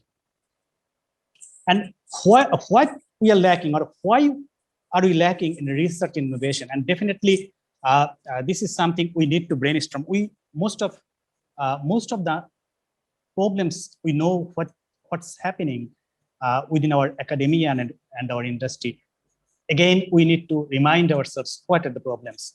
From the academic point of view, as I said, definitely the first thing is the right mindset needed. Among our teachers, our students, we need the right mindset. We need the passion for research to solve the problems that the current technology is facing in our country. First within the country, then we need to go global. But does the passion solve the problem itself? Definitely not. Passion would do it for only few people, I guess, but not for all, and it would definitely not create the sustainable ecosystem. So for sustainable research ecosystem, we need a continuous source of funding. Definitely, we need infrastructure, research capacities within our academia. We need highly equipped research laboratories. We need full-time students at the master's and PhD levels. We need research assistantships. We need different kind of fellowships that our students would enjoy, and they would employ themselves full-time in research. And also, we need incentives for our teachers, both from the financial point of view and also from the recognition point of view. What recognition I would get if I can publish few good papers, if I can do some technological innovation, what kind of recognition I would get? Definitely that should tickle at the back of my mind whenever I am putting my 24 hours into research. Definitely we need to create an incentive-based system and as well as a motivation-based system. And also what I see from my point of view, the lackings in our industry, I guess maybe I'm wrong, they are mostly driven by short-term goals. They want to make profit within short term. They want to hit the break even within 1 or 2 years. But don't forget that a little bit of patience could give us a huge breakthrough, and that could create a lot of profit. So the basic point here is we need sufficient funding for a sustainable research ecosystem, for a sustainable research environment within the academia, as well as a linkage between industry and academia. Now, where the funding would come from? Definitely the bulk share should come from the government. There is no alternative. And for very specific to today's webinar, I would say that there should be specific calls for proposals, research proposals for funding for joint academia industry research projects. There could be different kind of calls for just research projects within the academia or just within the industry, but also there should be specific calls for proposals which would take an industrial problem and would solve in collaboration between academia and industry. And definitely the industry always should work hand in hand with the academia in research projects. And also, as the keynote speaker mentioned, I would also emphasize that the rich people in our society should come forward, as well as the industry should always put a little bit of money as their social responsibility, spending on research that would be spent mostly in the academia, so that our students can find good problems and they have some money to pursue their research innovativeness. And one thing I would remind that investment in research may take a long time or a little bit more time to get a return. We cannot just expect that a research innovation would happen within 1 or 2 years. We have to be patient. There could be a short-term objective. There could also be a long-term objective that would give us a return within a few years. And I would also emphasize that most of the high-tech industry that has been built within last 10 or 15 years are mainly idea-based. If you think about Google, Facebook, Amazon, or Uber, both are just neat ideas. And just from a neat idea, they have built billions of dollars of revenue within few years. And if we can build one Samsung, one Facebook, one Amazon, how much we could grow country-wise. And we need to definitely nurture our innovation. We have to build incubation centers. We have to encourage startups. We need to talk between our industry and academia. We can put industry people in the advisory panels of academia, vice versa. Industry should include the people from academia in their advisory boards, so we can know what the industry is facing and industry know what problems they should give to the academia and what support they should give to the academia to solve a real problem. And I would briefly mention what BUET is doing nowadays. So we are very much keen on connecting with industry and foster in need-based research. We are very much keen nowadays. And we are very keen on making new collaborations. Recently, we have talked with DCCI in particular. We have talked with FBCCI. And we are in the process of signing MOUs with both DCCI and FBCCI. And we are also signing MOUs with many other individual industries, and both within the country and from outside the country. Recently, we have built one center. We call it the Research and Innovation Center for Science and Engineering. By the way, I am serving as the director of that center. And the purpose of that center is manifold. In general, to facilitate research activities and lead research initiatives from BUET. and both for internal and external research initiatives, industry, academia collaboration, as well as we have very aggressive program making linkage with our alumni, because we know that our alumni are making very good throughout the country and throughout the world. So if we can connect with our alumni, maybe we can make some good things happen. And we have also built one innovation, incubation, and startup center, which would be encouraging our students and young researchers to take their research innovations and develop a prototype and make it to the market. And we have we are also very much focused on recent technologies. Recently, we have built robotics and automation laboratory. We have introduced courses and built laboratories on Internet of Things, biometric and cyber security, and many other trendy research areas. And we have also built one computer-aided engineering laboratory very recently with the help of our alumni who are residing outside Bangladesh. They are helping us to develop this laboratory, and through this laboratory, we will be designing electric vehicles within Kuwait. And at the end of my comments, I would emphasize what we want from government in a very nutshell.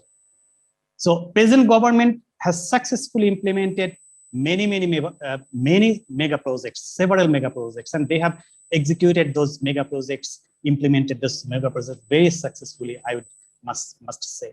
And definitely we are in a much well-placed position in physical infrastructure throughout the country. Now I would emphasize that we definitely need one more mega project at least, which would be on research and which would be building a research ecosystem. And that would definitely transform our country. Thank you very much. At this point of time, I would like to bring in someone from the industry. We heard from the academia, so we're going to play a bit of a mix and match, if you allow. We would like to call on Ms. Tahmina Mustafa. She is the face of Meghna Group of Industries, the Fresh, a brand that is known all across the country, one of the largest and fastest growing FMCGs.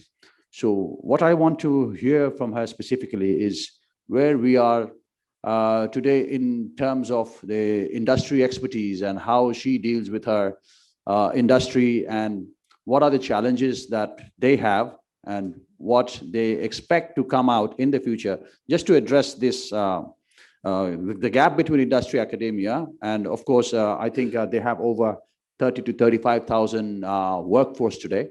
So let us hear from Ms. Mustafa. I will just point out a few things. Basically, Alhamdulillah, in this country, with this workforce, with this academia linkage and everything, as you know, that we have about 35,000 people in the company. And we are a diverse company, starting from cement to food to PVC currently to everything. So definitely we do have talent in the country. And as our chairman always loves to hire people within the country, he always hires new generation to actually promote everything. And as our Prime Minister's dream is also to have our country to be one of the fastest growing nation in the world. So I think we as entrepreneurs and him as entrepreneurs, and the gentleman sitting beside you also, the Mr. Sobur, and the distinguished guests here, we are all trying hard for ourselves to make that position in the world very soon. And this is possible with our people. Having said that, I think there is also not that academia linkage is also there, but also I think there are a lot of graduates coming out, whereas the potential job facilities are not that same in the country. I think the ratio is not that same. Hence, we see more graduates complaining that we don't have a job. And also when at some point where people like the chairman of our company, where we have to go into specialization, we need special skilled people. Whereas that's where we will have people coming in from other companies who have that skill, rather than hiring from freshly graduates or freshly people from the fresh graduates. So I think in that place, we are just shifting people rather than giving opportunities to newly graduates. And also hiring, we don't hire too many people from abroad.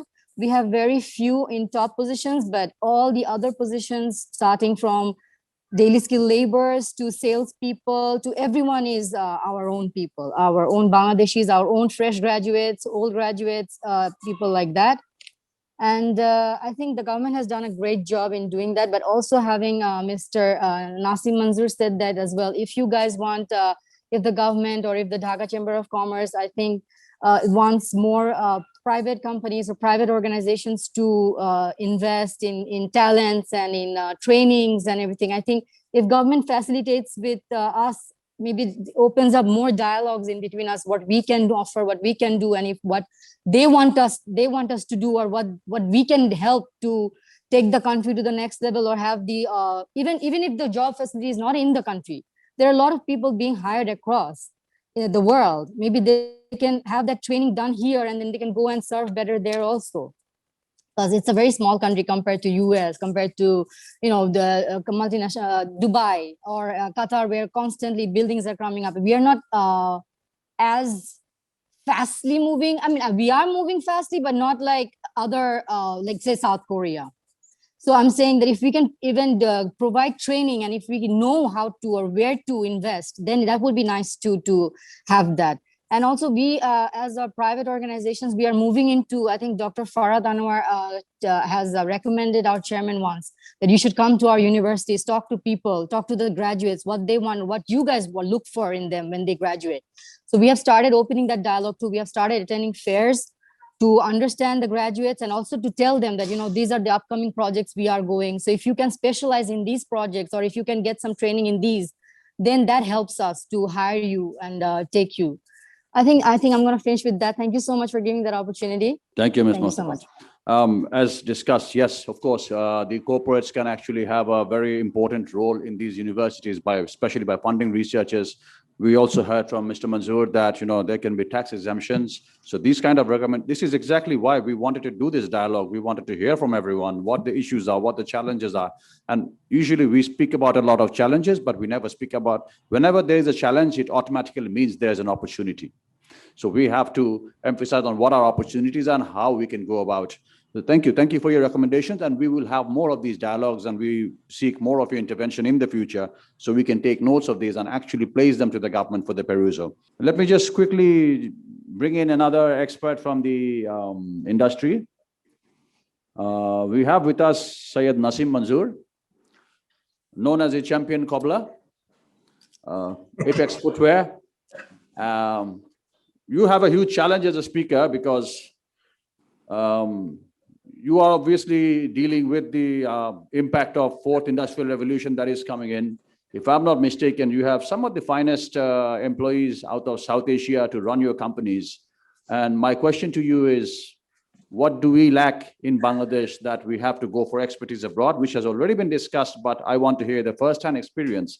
And I also want to hear from you, because you also belong to both the industry and the academia side. Many of us have started many of us know that your family has founded the Sunbeam School, the late Niloufar Manzoor, which creates the early education, and then you went on to start the East-West University as well.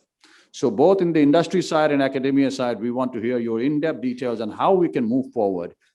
Thank you very much, Mr. President, for that very kind introduction. I hope I'm audible. I don't know about champion cobbler, but I think I am very proud to represent the manufacturing part of the Bangladesh economy, as well as certain parts of the knowledge-based economy, such as advertising and insurance and banking and market research.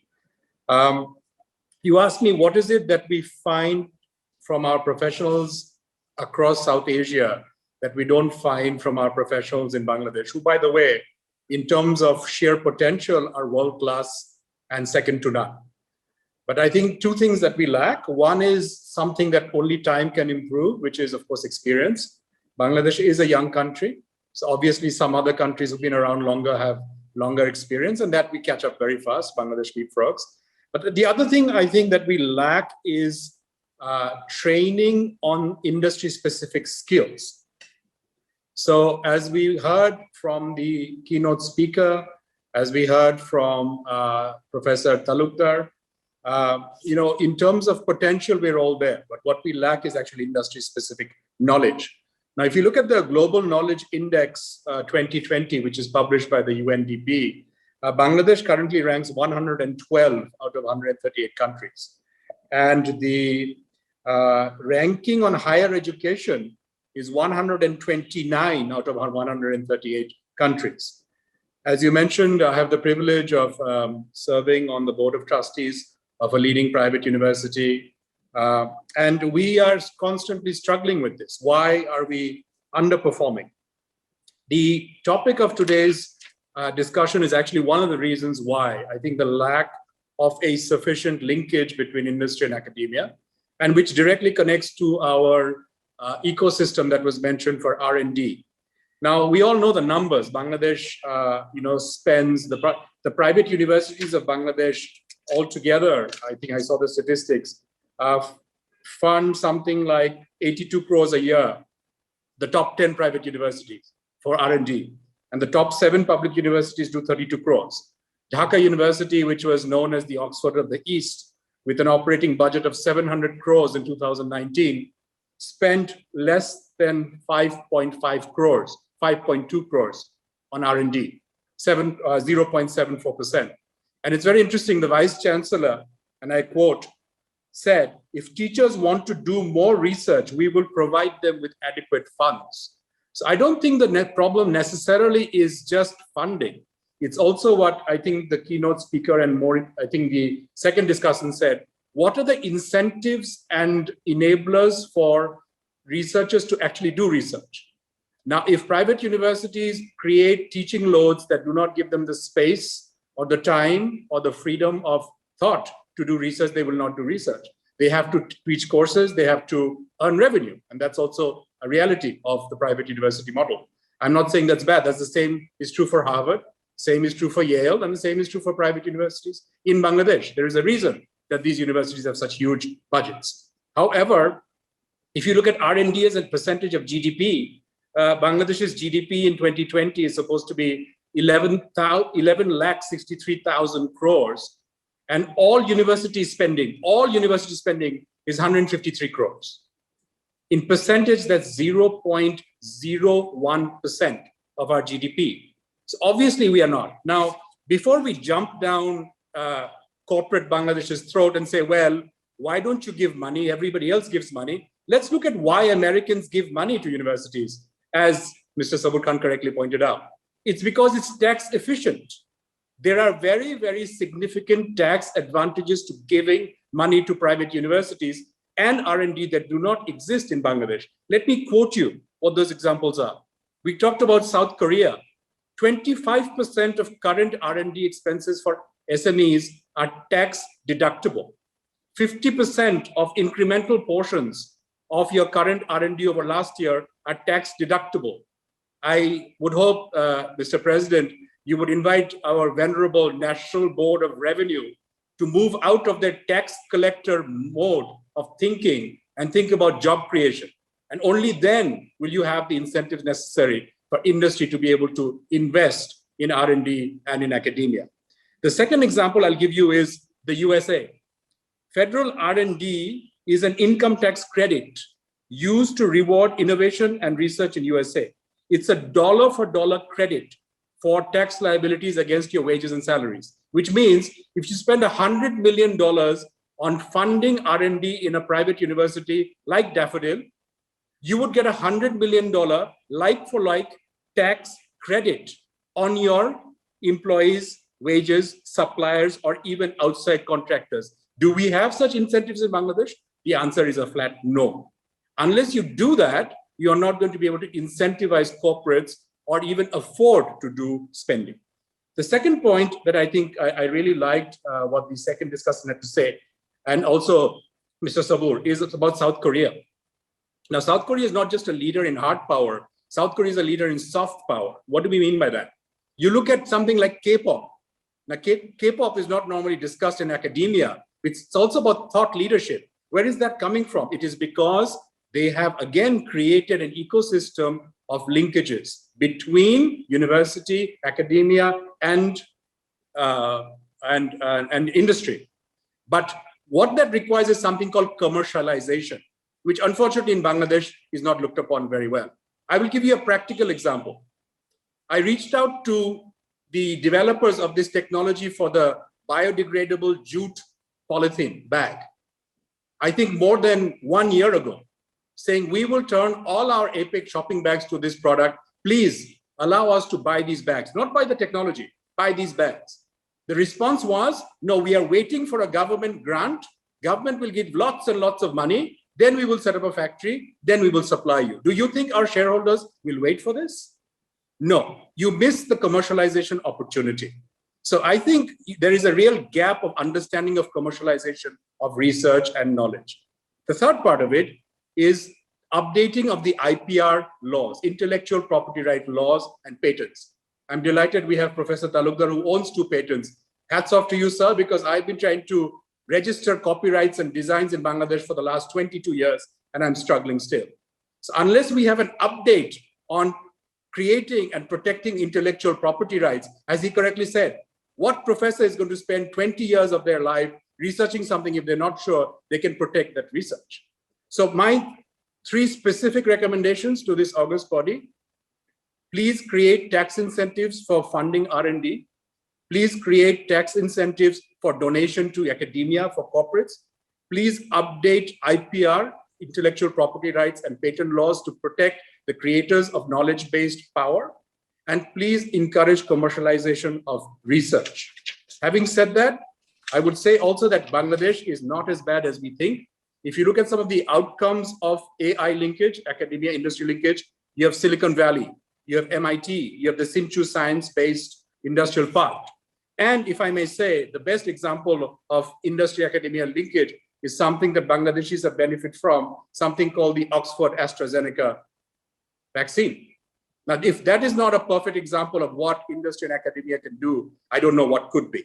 So at the end, I would say, from the part of industry, we hire character and we train skill. That is what we do. And until we can find the skills that we need in Bangladesh, we will continue to hire the best skills possible. But as responsible Bangladeshi corporates, we would always want to prioritize our local talent, who, as I repeat again, are second to none.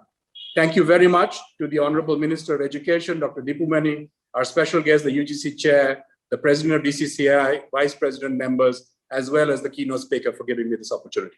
Thank you. Assalamu alaikum. Thank you, Mr. Nasim Manzoor.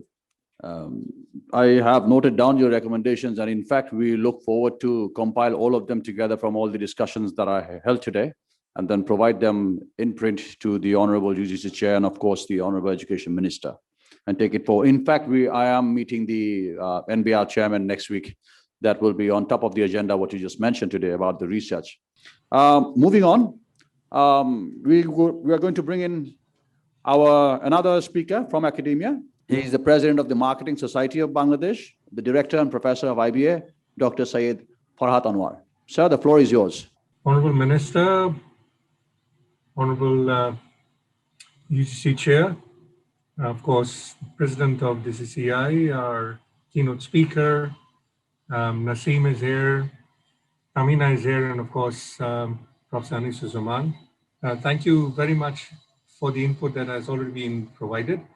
Let me start off with this policy issue first, and when it came up and what has been discussed and why we are actually not being able to take things forward. It was around 4 years back that the concept of 2041 was floated. And it was very clear, which was of course from the Prime Minister's office, and it was very clearly stated that we are moving into what we call knowledge economy. And while doing so, there was one other thing which was outlined very, very clearly, that we have 4 silos, and silos, be very clear that they called it silos, which was, of course, the government, the academia, the business, and interestingly, society. And it was stated at that particular point in time that until and unless these are linked together, we will not be able to meet our end or even achieve the Vision 2041. So what does this imply? It implies that the government policy did outline very clearly, and by the way, may I also add here, the presentations were made to the university, various universities, include private as well as public. I was there, so I know that it was done. It was also placed in front of various associations. And of course, UGC was part of it as well. However, saying so, when we talk in terms of how to bring the linkages together, we fail because we think that the other guy is going to do my work. Naseem, as well as our Professor Anis Zaman, others have very clearly stated that we are asking others to come up and join the bandwagon rather than us being proactive from our end. That is one particular thing I guess we fail. Now, why do we fail? Because I'll talk about the academia. I don't want to talk about the businesses and others, because as far as I'm concerned, IBA is doing a lot with the industry, and industry has always been supportive, subject to the condition that, as Naseem was saying, if I do not get tax advantages, I have to get some sort of advantage. One of the advantages that they seek is, okay, fine, is there a business model in it? So if my research does not entail or incorporate a business model, then why should they be interested? There's no reason for them to be interested. So I'll talk about that, how we can do it in a minute's time. Now let's go back to this knowledge dimension that we're talking about. What is the task of a university? I look into it in three ways. There are three definite tasks that we need to, and this is exactly where system designing comes into picture. Until unless we design it in a proper way, we'll not be able to implement it. The first is, of course, knowledge creation. And this knowledge creation, one part of it is R&D only. So if I think that R&D is going to solve my problem, I'm mistaken. That is only one particular portion of the task that we need to undertake. Within R&D again, you've got basic research and you also have applied research. Do we distinguish between the two? In the basic research, we should not expect any support from the industry. We should create endowments of our own. As Professor Anis Usman very rightly said, they've already created an endowment with their alumni, which is a fascinating move. IBA has also done that. We have our own endowment. So creation of endowment is important. And the other is, of course, applied research. Applied research is an ongoing research which will automatically come in as we collaborate with the industry. But when we think in terms of applied research, we've got to also link this with the government policy. Did we, as academic, link our research with 2041 agenda or 2030, if you talk in terms of the SDGs? And even more importantly, the 2100 agenda? And should we have done that? So the outline has been given in terms of plan by the government to the academia and to the industry that this is where the nation would like to move. And that by itself is unique. So when we talk in terms of setting our own place in the world, it has already been done. The initiative has to be taken now by us to take it forward. The other thing also we need to remember, right now we know, I'm sure many of us would be aware of it, that blockchain Olympiad is in process. IBA is a partner to the blockchain Olympiad as well. And we were discussing that what may happen in this particular blockchain. Can we be the leaders in blockchain in the world, since no one else is coming in? BUET has not officially partnered, but BUET in a way is also supplying us with individuals, professors. They're coming up and supporting us. So you see, these are the areas that we need to talk about. Machine is not going to take off. They're not going to take away the human beings just like that. That's not going to happen. Human beings, the importance of human beings will always remain. So the appropriate knowledge is what we are talking about, whether the appropriate knowledge is there or not, in terms of creation of knowledge. The second is, of course, what we call is creation of the repository of knowledge. Now, repository of knowledge is usually kept where? In the minds of the professors. And of course, we also have the internet and everything where the repository is there. Now, our students can easily access the repository, which is in today's world, is very easy to access. Touch of a button, they know exactly what is up there. Our faculty members need to upgrade themselves as well to ensure that we are actually being able to provide the learning that is required. Now, this is the third dimension that comes in, the dissemination of knowledge. This is where the trick comes in. In the dissemination of knowledge, we as faculty members think that whatever we learned 50 years ago is still valid. So we are remaining at the theory level. And with all due respect to UGC, Whenever some syllabus goes to UGC, they'll give it to an individual who gives the same syllabus to every single university. That doesn't really make much of a sense. This is exactly where our keynote speaker was coming up and saying, if we have specializations, the same thing can be taught in 10 different ways based on the specialized area of that particular university. That is not being done. Unfortunately, we need to look into that. The other part of dissemination of knowledge comes into picture is that we think that the task of a university is to offer a degree, either a bachelor's or a master's or a PhD, and it ends there. We forget there's another applied knowledge area as well. As far as the basic knowledge is concerned, it does not move much. And you've got to provide that. That is the foundation. We call it foundation knowledge. So knowledge foundation has to be there. But when you move on into applied knowledge, that is being offered in two different ways. One is through professional diploma, and the other is training program. Are we consciously, I ask every single one of us, are we consciously incorporating that within our curriculum? Unfortunately not. Unfortunately not. University professors come up and say, hey, why are you moving into training programs? That is earning money. It's not earning money. That is where the problem that has been highlighted, bringing in people from South Asia and across the world, that can easily be resolved by providing appropriate training to all of them. IBA, for example, and Naseem is here, others are here, they come in on a regular basis to IBA. They are regular, if not regular faculty members, but they are resource persons.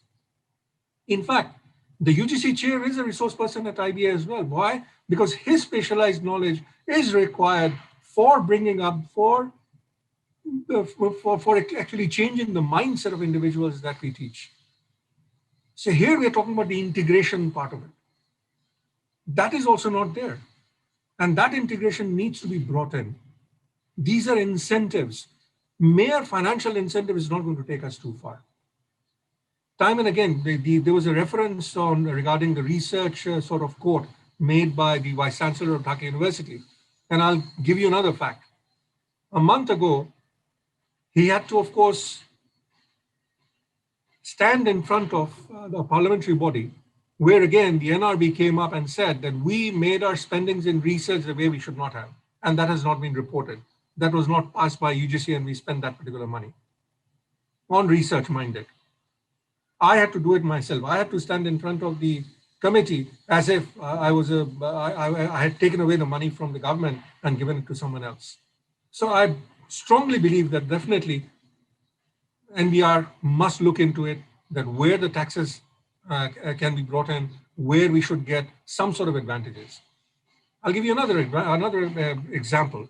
We have also been receiving, or at least we've been receiving for quite some time, would you believe, zakat funds for research? So there are organizations who would also put in their zakat funds for research purpose, if they know that this can be used in a particular way. So the proposal has to come from us, academia, not from someone else. So this is one other area that we need to also address. For me, I do not think that Bangladesh is not doing much. We are doing things which others have not been able to do. Let us not forget, we are the most densely populated country in the world amongst those who have larger population. And even then, we've achieved things which others have not. But the research that we undertake as academics has to be much more applied in nature. I'm proposing that we should have another sort of area of research as well as academic pursuit being undertaken based on sectors. Because if I ask DCCI president, does he know which particular university actually focuses on the next sector? The answer is no. Can we do that? We should actually focus on that as well. These are some of the things I think I just wanted to place, and I'm sure this is just the beginning, and we should be able to do quite a lot, but please, everyone link with the policies that have been set up by the government, look into sector, create endowment that can be created from inside as well as outside. I'll give you another example. Right now, IBA is also working on what we call family business. And we are focusing on how to solve problems within families. That is what we are focusing on. exclusively. So these are certain specific things that we can do, and we can actually do not just research, training, everything across the board based on focused, very focused intervention.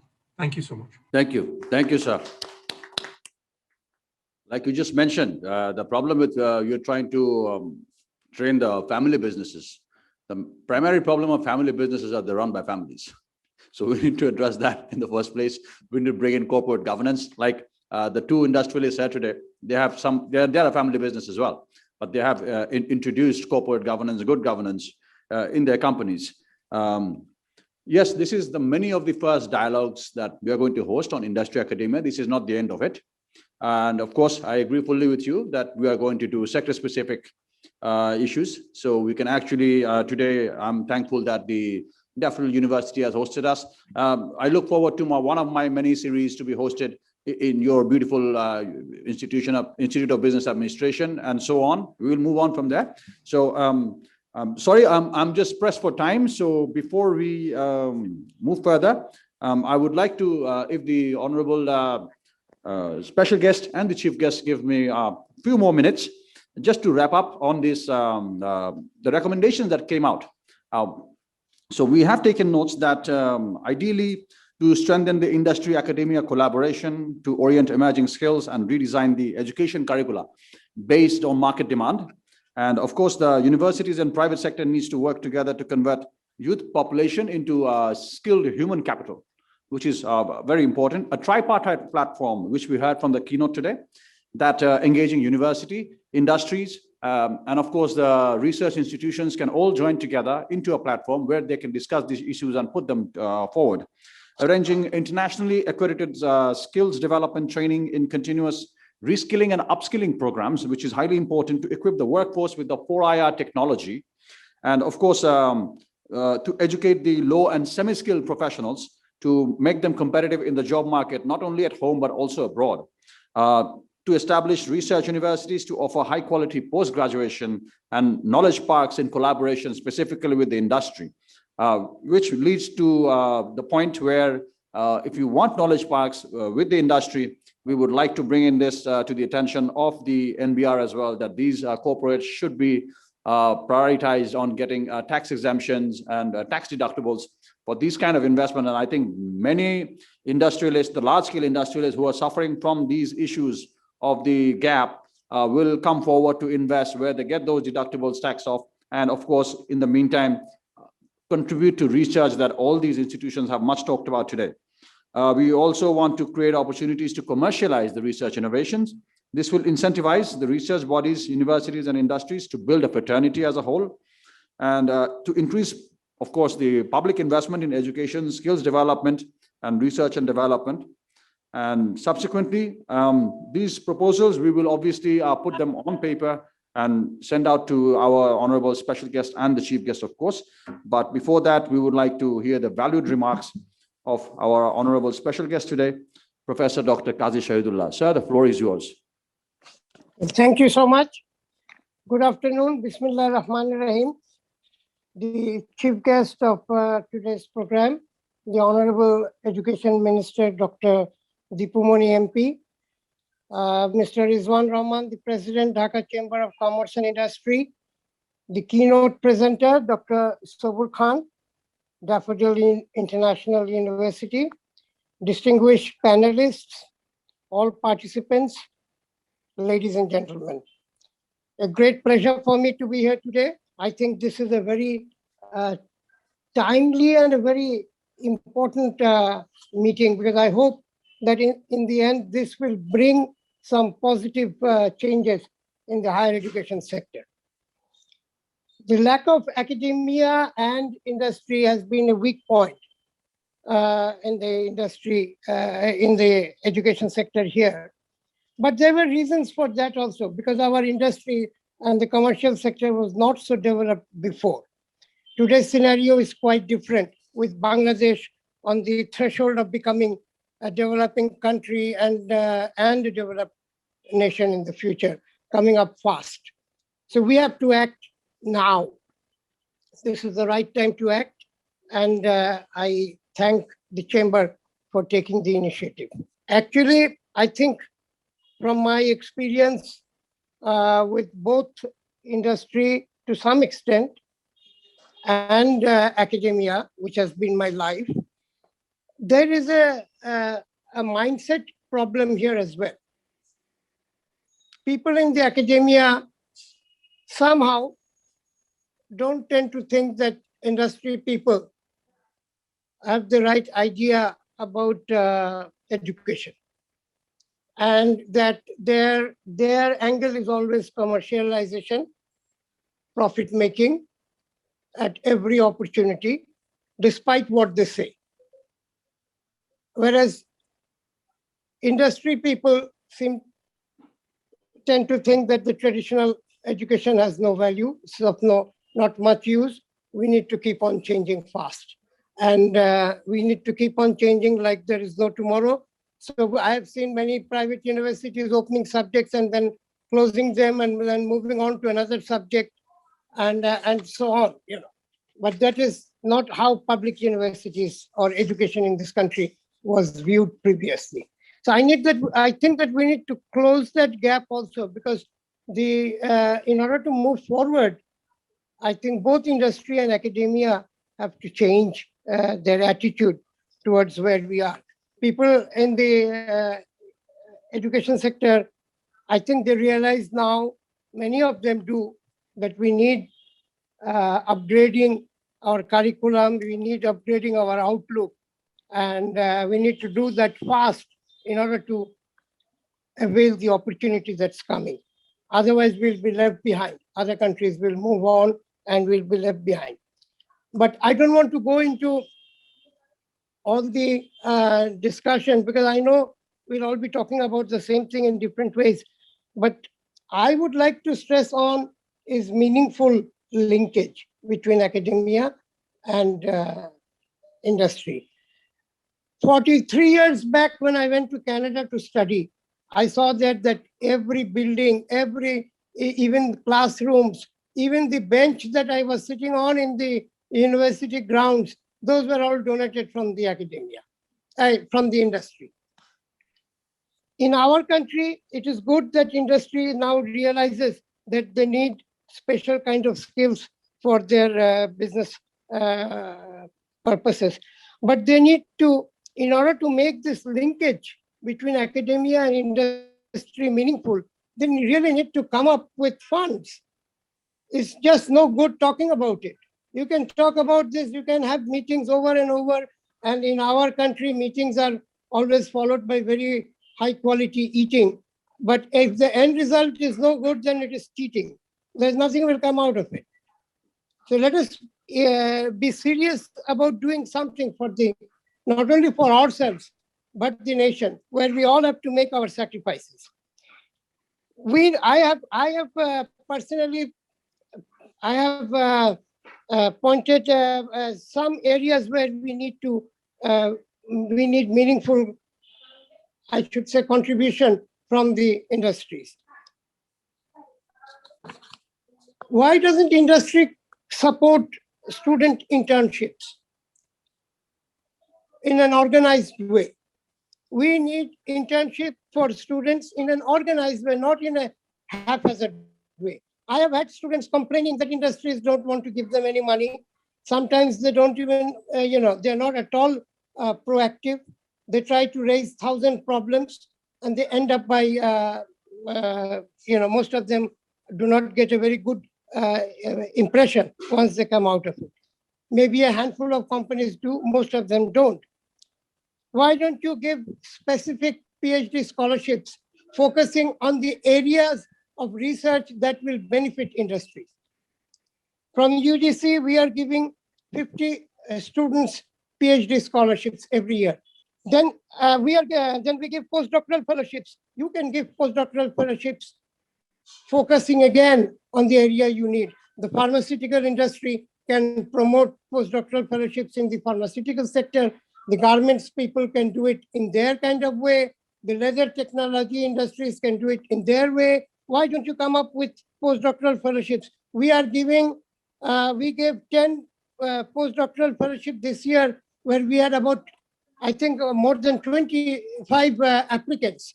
And the amount of money is again very small, only 50,000 taka per month. So I think these are areas where the industry can make positive contribution by directing research in the areas where it will help the industry.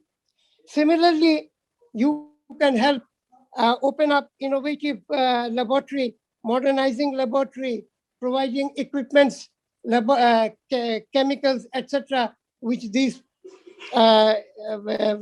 laboratories might be needing, and then also opening new courses in the curriculum, which will benefit industrial sector. So new courses, you see, UGC does not open courses. Courses are opened by the university through their internal mechanism.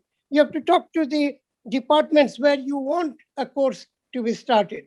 And if you provide some incentives to the department, and we from the UGC, we can assist by perhaps opening up 1 or 2 positions in the department to help out.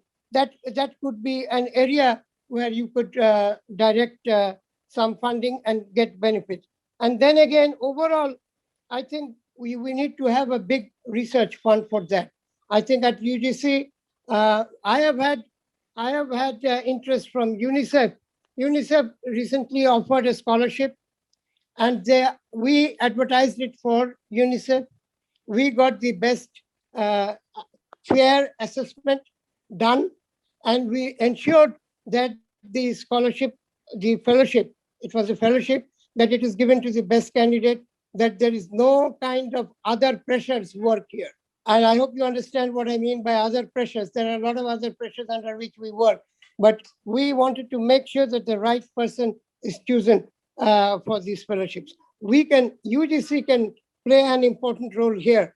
We can help you, industry, to come closer to our universities. We can coordinate what is needed. If you put up a research fund, we can see if we can support that fund from our sources as well. We can organize meetings and get-togethers between UGC and the universities and the industries. So the linkage can be done, and we'd be happy to promote it. You were talking about visiting IBA. I would like to invite you to visit UGC. We will organize a meeting for you if needed, because Thank you, sir. Thank you. we want to play an important role here, because we would want the higher education sector to do what is needed. When very frequently I come across 2 things which I would like to make clear here. One point I come across is often people telling us that Bangladesh hires a lot of people at the overseas skilled people to fill up gaps in the industry, for which they have to pay a lot of money. But just by changing curriculum and just by introducing scholarships, you won't be able to fill up that gap. That gap is also based on work experience. You don't just take somebody at the entry level to fill in those gaps. Those are people who have worked in a particular area over a long period of time, which means training, practical skills, learning on hand. That will come, but that won't come immediately. And then again, sometimes I also hear this, that more private university students are employed today than public. I think the BIDS study tells something like 44% in private universities and 32% at private universities. I think we need to look more closely at these statistics. What was the criteria used? Because one point I can tell you is that if you belong to the elite families and elite background, if you come from a richer background, getting a job is not a problem in this country. Ask yourself, you will get the answer. But what happens when you come from a disadvantaged background? There used to be a time when all of your children used to study in the public universities. Today they don't. Today they study O-level and A-level and they rush off to the West. All of us sitting here, we have all experienced that. But we all studied in the public universities during our time. So we need to keep that in our mind also. So you have to make a contribution here to help the public universities to come up if there are any gaps to be filled in. We all have a responsibility there as well.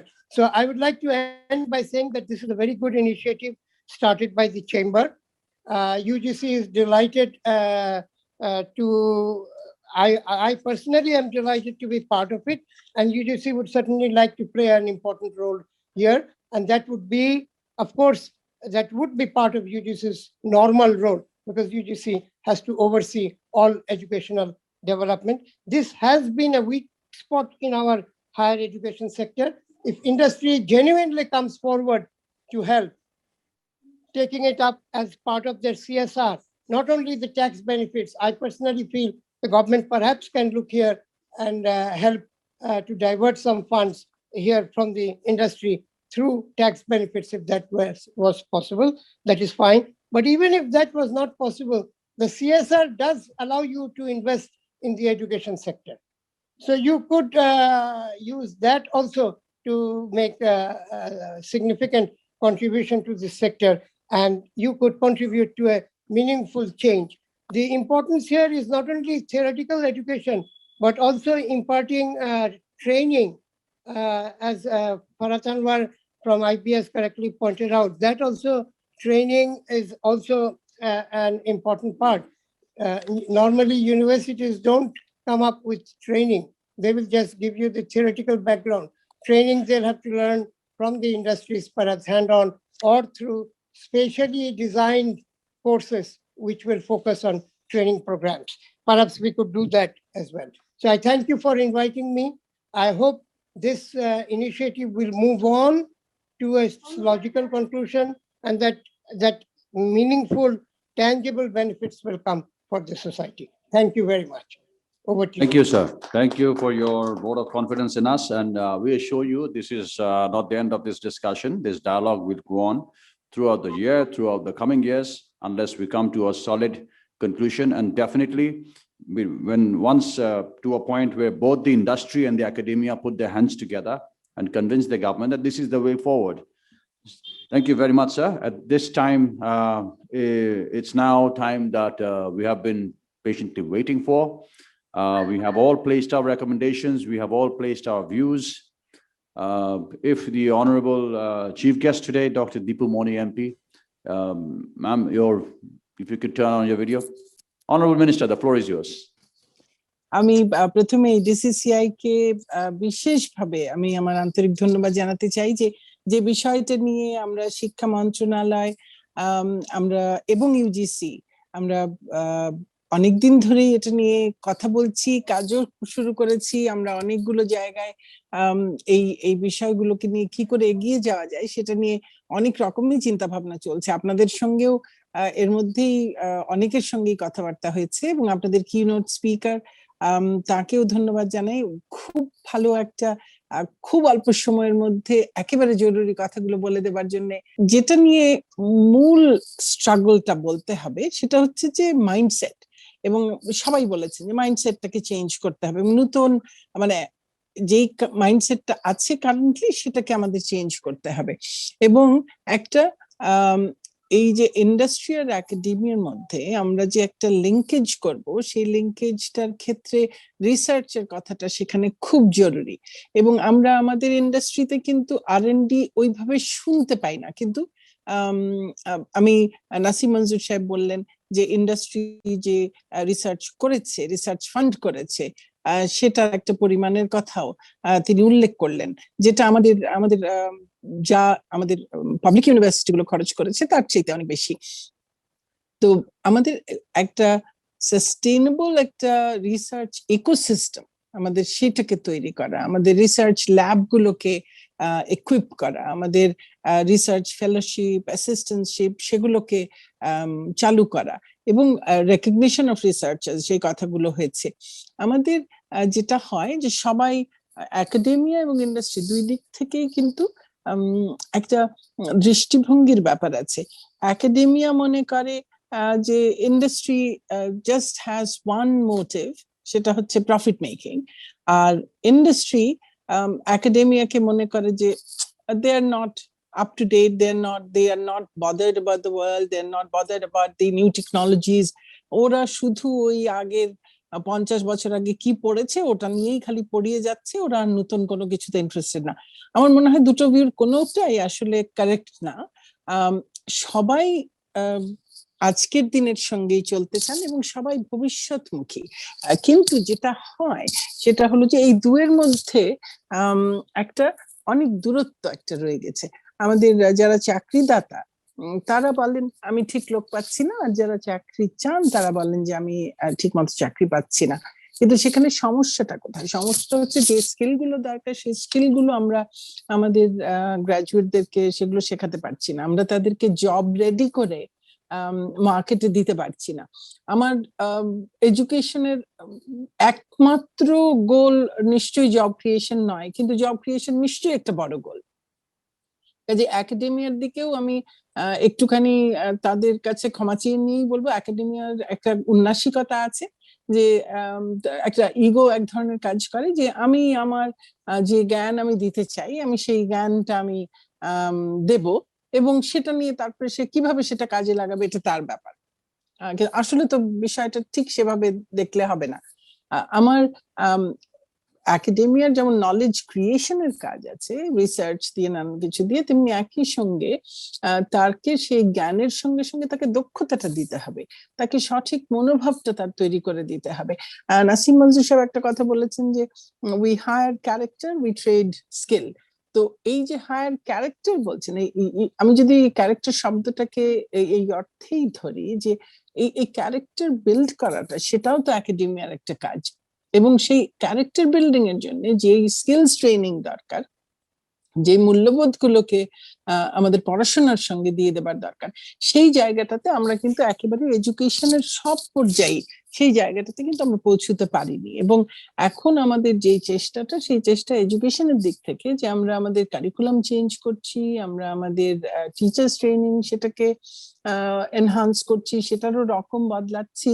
এবং আমাদের যেটা একটা বড় সমস্যা হয় সেটা হচ্ছে আমরা একদম গোড়াতে আমরা যেটা বলি যে আমাদের লিটারেসি স্কিলস আর নিউমারেসি স্কিলস, আমাদের একেবারে গোড়াতেই একটা কিন্তু গলদ আছে এবং থেকে যায় সেটা সারা জীবন। সেটা হলো যে আমরা ভাষাটাকে সঠিকভাবে শিখি না, সেটা বাংলা হোক আর বিদেশি ভাষা হোক। এবং ভাষা শেখার যে নিয়মটা আমরা ঠিক উল্টো দিক থেকে শুরু করি, এবং যে কারণে আমরা ভাষাটাকে আমরা লিখতে শিখি, আমরা পড়তে শিখি, আমরা ততটা বলাতে স্বাচ্ছন্দ্য বোধ করার মতো পর্যায় পর্যন্ত শিখি না, আর শুনতে তো প্রায় শিখিই না। এবং সে কারণে যেটা হয় যে আমাদের বিশাল একটা গ্যাপ তৈরি হয়ে যায় কমিউনিকেশনে, এবং যে কমিউনিকেশনটা আপনার চাকরির জগৎ, কাজের জগৎ, ব্যবসার জগৎ, উদ্যোক্তা হবার জগৎ, সব জগতেই আপনার জন্য খুব জরুরি। তো এই স্কিলস গুলো আমার একেবারেই ভাষা শিক্ষার ক্ষেত্রে যেহেতু এই গলদটা থেকে যায়, সে কারণে আমি কিন্তু অন্য কোনো বিষয় ভিত্তিক শিক্ষার ক্ষেত্রে আমার একটা দুর্বলতা থেকে যায়, কারণ ভাষাটাই তো সেটার মাধ্যম, আর সেটা বাংলা হোক বা বিদেশি ভাষা হোক, যেটাই হোক। তো এই ভাষার দুর্বলতাটা একটা বড় জিনিস। আর নিউমারেসি স্কিলস এর ক্ষেত্রেও যখন দুর্বলতা হয় তখন কিন্তু আমি আমার সায়েন্স সাবজেক্ট বা অন্য কিছু সেখানেও কিন্তু আমার একটা দুর্বলতা থেকে যায়।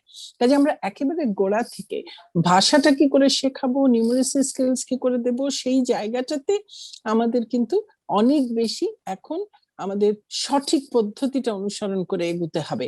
এবং সেই জন্য আমাদের শিক্ষকদেরকেও সেরকম করে আমাদের প্রশিক্ষণ দিতে হবে। আমাদের আর ওই যে বললাম কারিকুলাম পুরো আমরা চেঞ্জ করছি, তার সঙ্গে আমাদের প্রযুক্তির ব্যবহার শিক্ষার ক্ষেত্রে, লাগসই প্রযুক্তির ব্যবহার, অবকাঠামোর উন্নয়ন, সেগুলো তো সব রয়েছেই। আর সবচেয়ে বড় যেটা আমরা চাইছি সেটা হলো স্কিলস গুলোকে, এবং এই যে সফট স্কিলস বলছি আমরা, ইমোশনাল সোশ্যাল স্কিলস বলছি, আমি বারবারই বলি যে এগুলো মনে করবার কোনো কারণ নেই যে এগুলো পাশ্চাত্যের ধারণা, কারণ আমাদের মধ্যেই, আমাদের সংস্কৃতিতেই, আমাদের এই ভূমিতেই এই সফট স্কিলস এর ধারণাগুলো বহুদিন থেকে এগুলো আছে। আমাদের সেই চরিত্র গঠন আন্দোলন, সবুর সাহেব চাঁদপুরের মেঘনাপাড়ের ছেলে, উনি জানেন যে ওনার বাড়ির খুব কাছে স্বামী স্বরূপানন্দ বলে একজন জন্মেছিলেন, যিনি 1914 সালে চরিত্র গঠন আন্দোলন শুরু করেছিলেন এবং সারা ভারতবর্ষে সেটি তিনি করে বেরিয়েছেন বহুদিন। একইভাবে আমাদের সিলেটের গুরু সদাই দত্ত আমাদের ব্রতচারী আন্দোলন শুরু করেছিলেন, আমাদের জাতির পিতা সেই ব্রতচারী আন্দোলনে অংশগ্রহণ করতেন।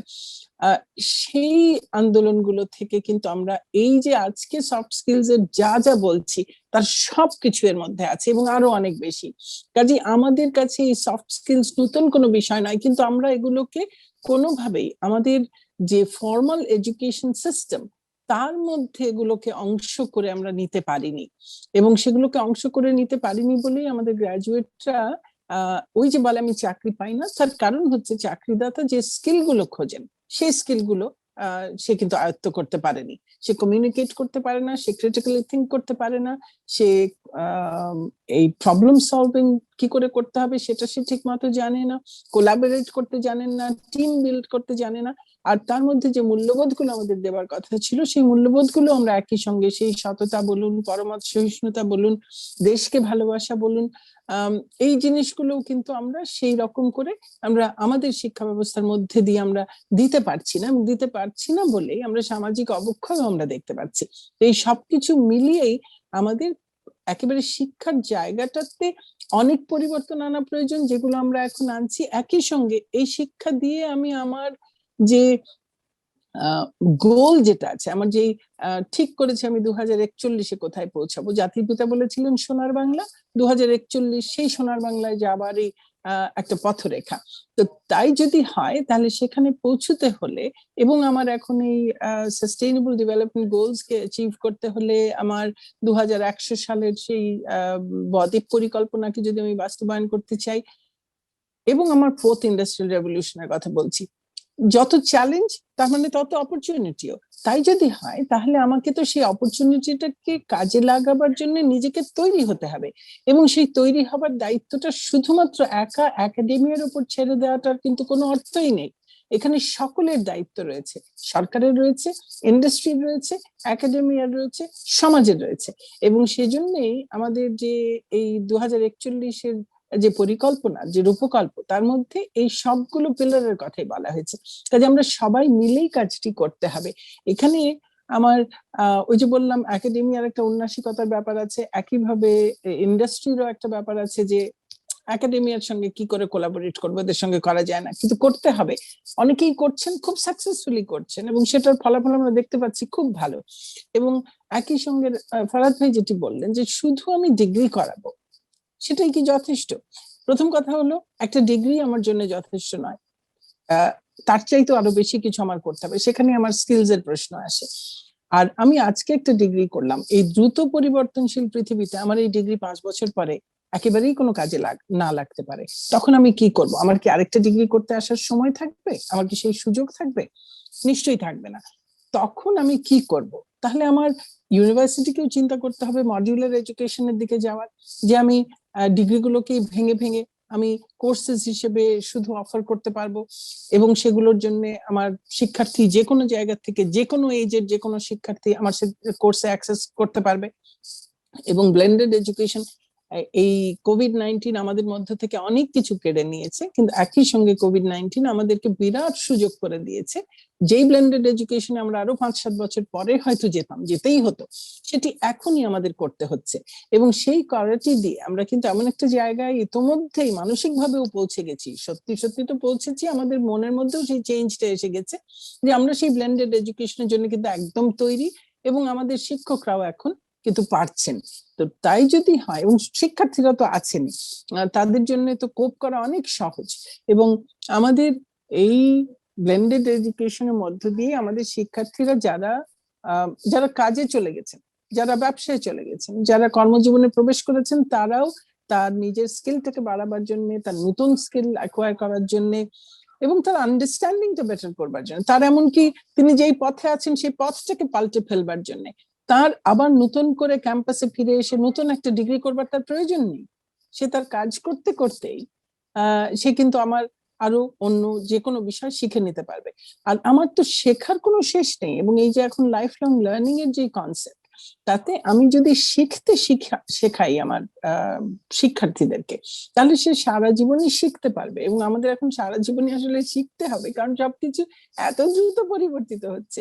এবং এই সারা জীবন শেখার জন্যে আমাদের সেই সুযোগটা করে দিতে হবে যে ওই মডিউলার এডুকেশন করে, আমি এখন সায়েন্স ব্যাকগ্রাউন্ড, আমি কোনো একটা সায়েন্সের সাবজেক্টে আমি ডিগ্রি করেছি, আমার যদি এখন মনে হয় যে আমি সাইকোলজির একটা কোর্স করব, কি আমি সাহিত্যের একটা কোর্স করব, কি আমি ব্যাংকিং সম্পর্কে জানবো, হোয়াই নট, আমি কেন সেটার সুযোগ আমি পাবো না? আর এই যে আমরা এখন সবসময় স্টেম বলছি, স্টেম নিশ্চয়ই জরুরি, কোনো সন্দেহ নেই, কিন্তু শুধু স্টেম আমার মনে হয় না যে আমরা যে বাংলাদেশ চাই, যে সোনার বাংলা চাই, সে সোনার বাংলা, কিংবা আমরা যে বিশ্ব চাই, যে বিশ্ব নাগরিক চাই, তা আমাদেরকে দেবে। স্টেমটাকে আমি স্টিম হিসেবে দেখতে চাই, যে তার সঙ্গে আর্টসকেও কিন্তু লাগবে।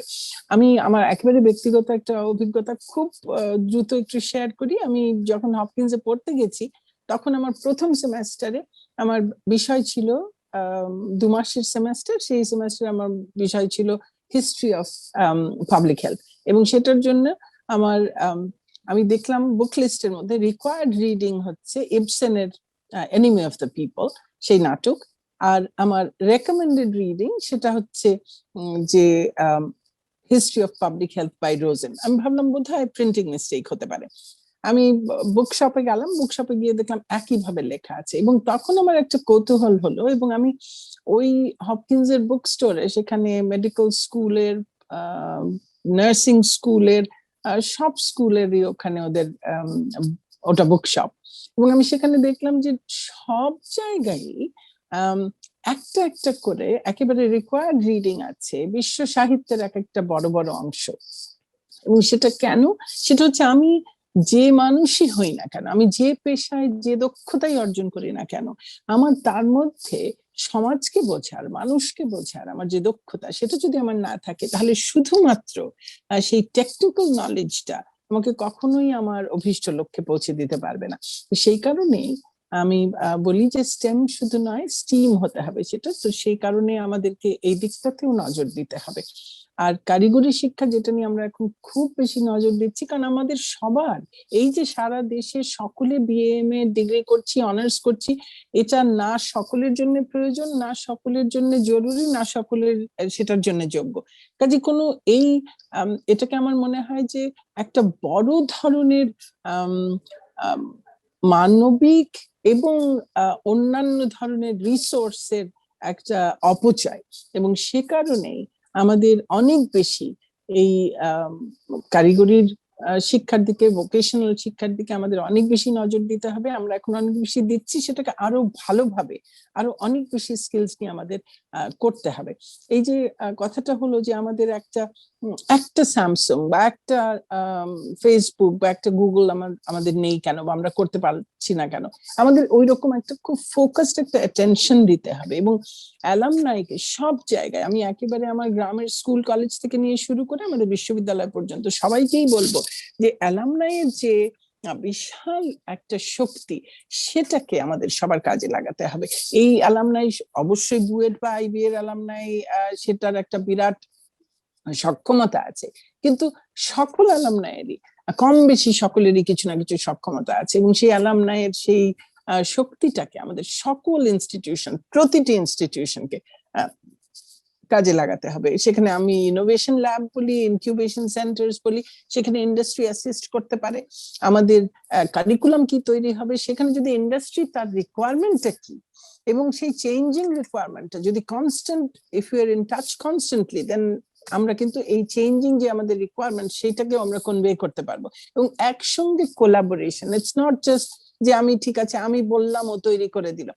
আমাদের একটা কোলাবোরেশন ইন্ডাস্ট্রি এবং একাডেমিয়ার মধ্যে একটা খুব ইফেক্টিভ কোলাবোরেশন হতে হবে, এবং একটা বড় আকারে একটা ম্যাপিং হওয়া খুব দরকার আছে, এবং সেটা কনস্ট্যান্টলি, কারণ চিত্রটা পাল্টাবে, এবং সেই জন্য এই ম্যাপিং এর কাজটা আমাদের ক্রমাগতই করতে হবে, সেটাকে আপডেট করে যেতে হবে যে আমাদের কি কি ওয়ার্ক অপরচুনিটিস আছে, কি কি স্কিলস রিকোয়ারমেন্ট আছে, এবং সেটা শুধু দেশে নয়, দেশে বিদেশে সর্বত্র। কারণ আমাদের যে জনসংখ্যা বহুল দেশ, সেখানে আমাদের সবসময় কিন্তু আমাদের বাইরে আমাদের ওয়ার্কফোর্সের রিক্রুটমেন্টের বিষয়টা, বিদেশে এমপ্লয়মেন্টের বিষয়টা আমাদের সবসময় মাথায় রাখতে হবে, এবং সেক্টর স্পেসিফিক, স্কিল স্পেসিফিক সেই ম্যাপিং গুলো আমাদের করা প্রয়োজন রয়েছে। এবং সেই জন্য ট্রেনিং বিশ্ববিদ্যালয় মানেই সে শুধু ডিগ্রি দেবে তা নয়, বিভিন্ন ধরনের ট্রেনিং। আজকে আমরা আমাদের গার্মেন্টসে আমরা সবাই বলছি যে, এবং অনেকে হাহুতাশ করছি, অনেকে কমপ্লেন করছি, অনেকে হতাশ হয়ে বসে আছি যে আমার সমস্ত গার্মেন্টসে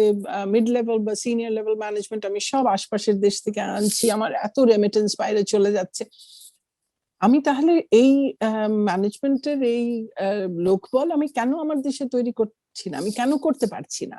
আমার এত, যেখানেই যাকে জিজ্ঞেস করি সবাই বিবিএ পড়ছে আর এমবিএ পড়ছে, তাহলে আমার এই ম্যানেজমেন্টের লোক আমি কেন পাচ্ছি না? তার মানে আমার এই ফোকাসটা আমি কখনো চিন্তা করে দেখিনি যে আমার দেশে আমার কি রিকোয়ারমেন্ট আছে, আমার বাইরে কোথায় রিকোয়ারমেন্ট আছে। আরেকটা জিনিস বলি, আমি দেখি অনেক ছেলে আমাকে আমি জিজ্ঞেস করি আপনি কি করছেন, আমি এমবিএ করছি। আপনি এর আগে কি করেছেন? আমি বিবিএ করেছি। Please forgive me for my ignorance, আমি হয়তো আই এম টোটালি রং। আমি বিবিএ করলাম, তারপর আবার আমি এমবিএ করলাম, মোর অফ দ্য সেম। মানে এটার মানে কি আসলে কোনো গুরুত্ব আছে কিনা, নাকি আমি যদি বিবিএ করি তাহলে কোনো একটা স্পেসিফিক সাবজেক্টে আমি মাস্টার্স করব, আর নাহলে আমি কোনো একটা সাবজেক্টে যদি ব্যাচেলার্স করি তারপরে গিয়ে আমি একটা এমবিএ করব। ওইরকম একটা কিছু কম্বিনেশন হওয়া বোধহয় দরকার। তো আমাদের কি স্টুডেন্ট কাউন্সেলিংটাও কতভাবে হয়, কতটা হয় যে কার কোন দিকে কে গেলে ভালো করবে, এবং সেই জিনিসগুলো আমরা কতটা করছি না করছি, আমার মনে হয় যে এই জিনিসগুলো দেখা খুব দরকার রয়েছে, এবং আমাদের খুব সেইভাবেই ফোকাস করে সেই ইন্টারভেনশন গুলো করতে হবে। তো আমি আপনাদের সকলের কাছে আমি খুব কৃতজ্ঞতা জানাই যে আমরা যে চেষ্টাগুলো করছি, এই চেষ্টাগুলো কোনো, আমরা কেউ আইল্যান্ড না, আমাদের সকলেরই সকলের সঙ্গে কাজ করতে হবে, সবারই একযোগে কাজ করতে হবে। কারণ আমাদের দেশের যে লক্ষ্যগুলো আছে, আমাদের বৈশ্বিক যে লক্ষ্যগুলো আছে, সেগুলো অর্জন করতে হলে আমাদের সকলেরই একসঙ্গে কাজ করতে হবে, কোলাবোরেট করতে হবে, কোঅপারেট করতে হবে, কোঅর্ডিনেট করতে হবে। এবং সেজন্যই এই রকমের উদ্যোগ আজকে ডিসিসিআই যেটি নিয়েছে সেটি অত্যন্ত গুরুত্বপূর্ণ। এবং আমি মনে করি যে আমাদের শিক্ষা ব্যবস্থায় যে প্রয়োজনটা এখন একেবারে অসম্ভব রকম জরুরি, সেই পরিবর্তনটা আমরা যখন আনতে যাচ্ছি তখন ইন্ডাস্ট্রির একই সঙ্গে আমাদের পাশে এগিয়ে আসতে হবে। তারা এই পরিবর্তনে আমাদের অংশীদার হবে, তারা আমাদের সহযাত্রী হবে, এবং আমরা তাদের প্রয়োজন অনুযায়ী আমরা আমাদের জনবল তৈরি করে যেন আমরা দিতে পারি, এবং আমাদের দেশকে এগিয়ে নিয়ে যাবার জন্য, আমাদের সব অভিষ্টগুলো অর্জনের জন্য যেন আমরা সঠিক মানুষ তৈরি করতে পারি, এবং সেই মানুষগুলো তৈরি করবার জন্য জ্ঞান, দক্ষতা এবং সঠিক মনোভাবের একটা সুসমন্বয়ের কোনো বিকল্প নেই। সে লক্ষ্যেই আমাদের কাজ করে যেতে হবে। কাজে সবাইকে সেই আহ্বান জানিয়ে, এবং এক্ষেত্রে সরকার, এবং সরকার অর্থ শুধুমাত্র এখানে শিক্ষা মন্ত্রণালয় নয়, আমাদেরও আন্তঃ মন্ত্রণালয় অনেক কাজ রয়েছে এক্ষেত্রে, তার সঙ্গে ইউজিসি এবং তার সঙ্গে আমাদের ইন্ডাস্ট্রি, সকলকেই আমাদের এগিয়ে আসতে হবে। আমাদের শিক্ষার্থীদেরকে দক্ষ মানুষ হিসেবে গড়ে তুলতে হবে, তাদের মধ্যে এন্টারপ্রেনারিয়াল স্কিলস তাদের মধ্যে দিয়ে দিতে হবে, এবং তারা যে কোনো অবস্থার সঙ্গে যেন খাপ খাইয়ে নিতে পারে নিজেকে, সেই দক্ষতাগুলো তাদের অর্জন করবার পথে আমাদের সকলের একযোগে কাজ করতে হবে। আপনাদের আজকের এই ওয়েবিনারের জন্য আমি আপনাদেরকে আন্তরিক ধন্যবাদ জানাই, অভিনন্দন জানাই, এবং আমরা যে কোনো সময় আপনাদের সঙ্গে এই বিষয়গুলো নিয়ে আলাপ করা এবং একযোগে কাজ করা, শুধু আলাপ নয়, আলাপ চলছে অনেকদিন, এখন একেবারে কাজটাকে সরাসরি এগিয়ে নিয়ে যেতে হবে, সেটার জন্য একসঙ্গে কাজ করতে চাই। অনেক ধন্যবাদ। মাননীয় মন্ত্রী, আপনাকে অসংখ্য ধন্যবাদ। আপনার কথা থেকে আমাদের 7টা রেকমেন্ডেশন থেকে একটা বারবার আমার কানে বাজছে, যেটা যে tripartite platform to engage the industry, academia and the research institution. এবং আমি প্রস্তাব করবো যেটা আপনার নেতৃত্বে, যেন আপনার মন্ত্রণালয়ের নেতৃত্বে, এখানে ইউজিসি চেয়ারম্যান মহোদয় আছেন, এরকম একটা প্ল্যাটফর্ম যদি করেন তাহলে এই গ্যাপটা কিন্তু ব্রিজ করা আমার জন্য সুবিধা হবে। যে আজকে আমরা ইন্ডাস্ট্রিয়ালিস্টদেরকে নিয়ে এখানে শুরু করলাম, জি, তো আমরা যে দুজন ইন্ডাস্ট্রিয়ালিস্ট এখানে আছে, এরপরে আমরা যেটা চেষ্টা করব যে সামনে আরো কিছু ডায়ালগ করব, একটা করব ইন্ডাস্ট্রি সেন্ট্রিক করে, আর একটা করবো একাডেমিয়া সেন্ট্রিক করে, সেগুলোকে সবকিছু মূল একটা কনসেপ্ট পেপার আপনার কাছে আমরা চেষ্টা করবো যে very soon to place it to you for your kind approval and your support, so that অন্যান্য মন্ত্রণালয় যেগুলো সংশ্লিষ্ট থাকবেন তারা যেন আমাদেরকে সে ব্যাপারে সহযোগিতা করতে পারে। আপনাকে অসংখ্য ধন্যবাদ আমাদের সাথে এতক্ষণ ধরে যুক্ত থাকার জন্য। এই পর্যায়ে আমি I would like to request our senior vice president mister N.K. Mubin to give his vote of thanks. Assalamu alaikum and good afternoon. On behalf of Dhaka Chamber of Commerce and Industry, I would like to take the privilege to extend my special thanks to respected participants for their kind presence. My wholehearted thanks and gratitude goes to the Honorable Chief Guest, Dr. Dipu Moni, MP, Education Minister, Ministry of Education, Government of the People's Republic of Bangladesh for spending her valuable time with us. I fervently extend my thanks to the special guest, Professor Dr. Kaji Shahidullah, Chairman, University Grants Commission. I would like to extend my sincere thanks to Dr.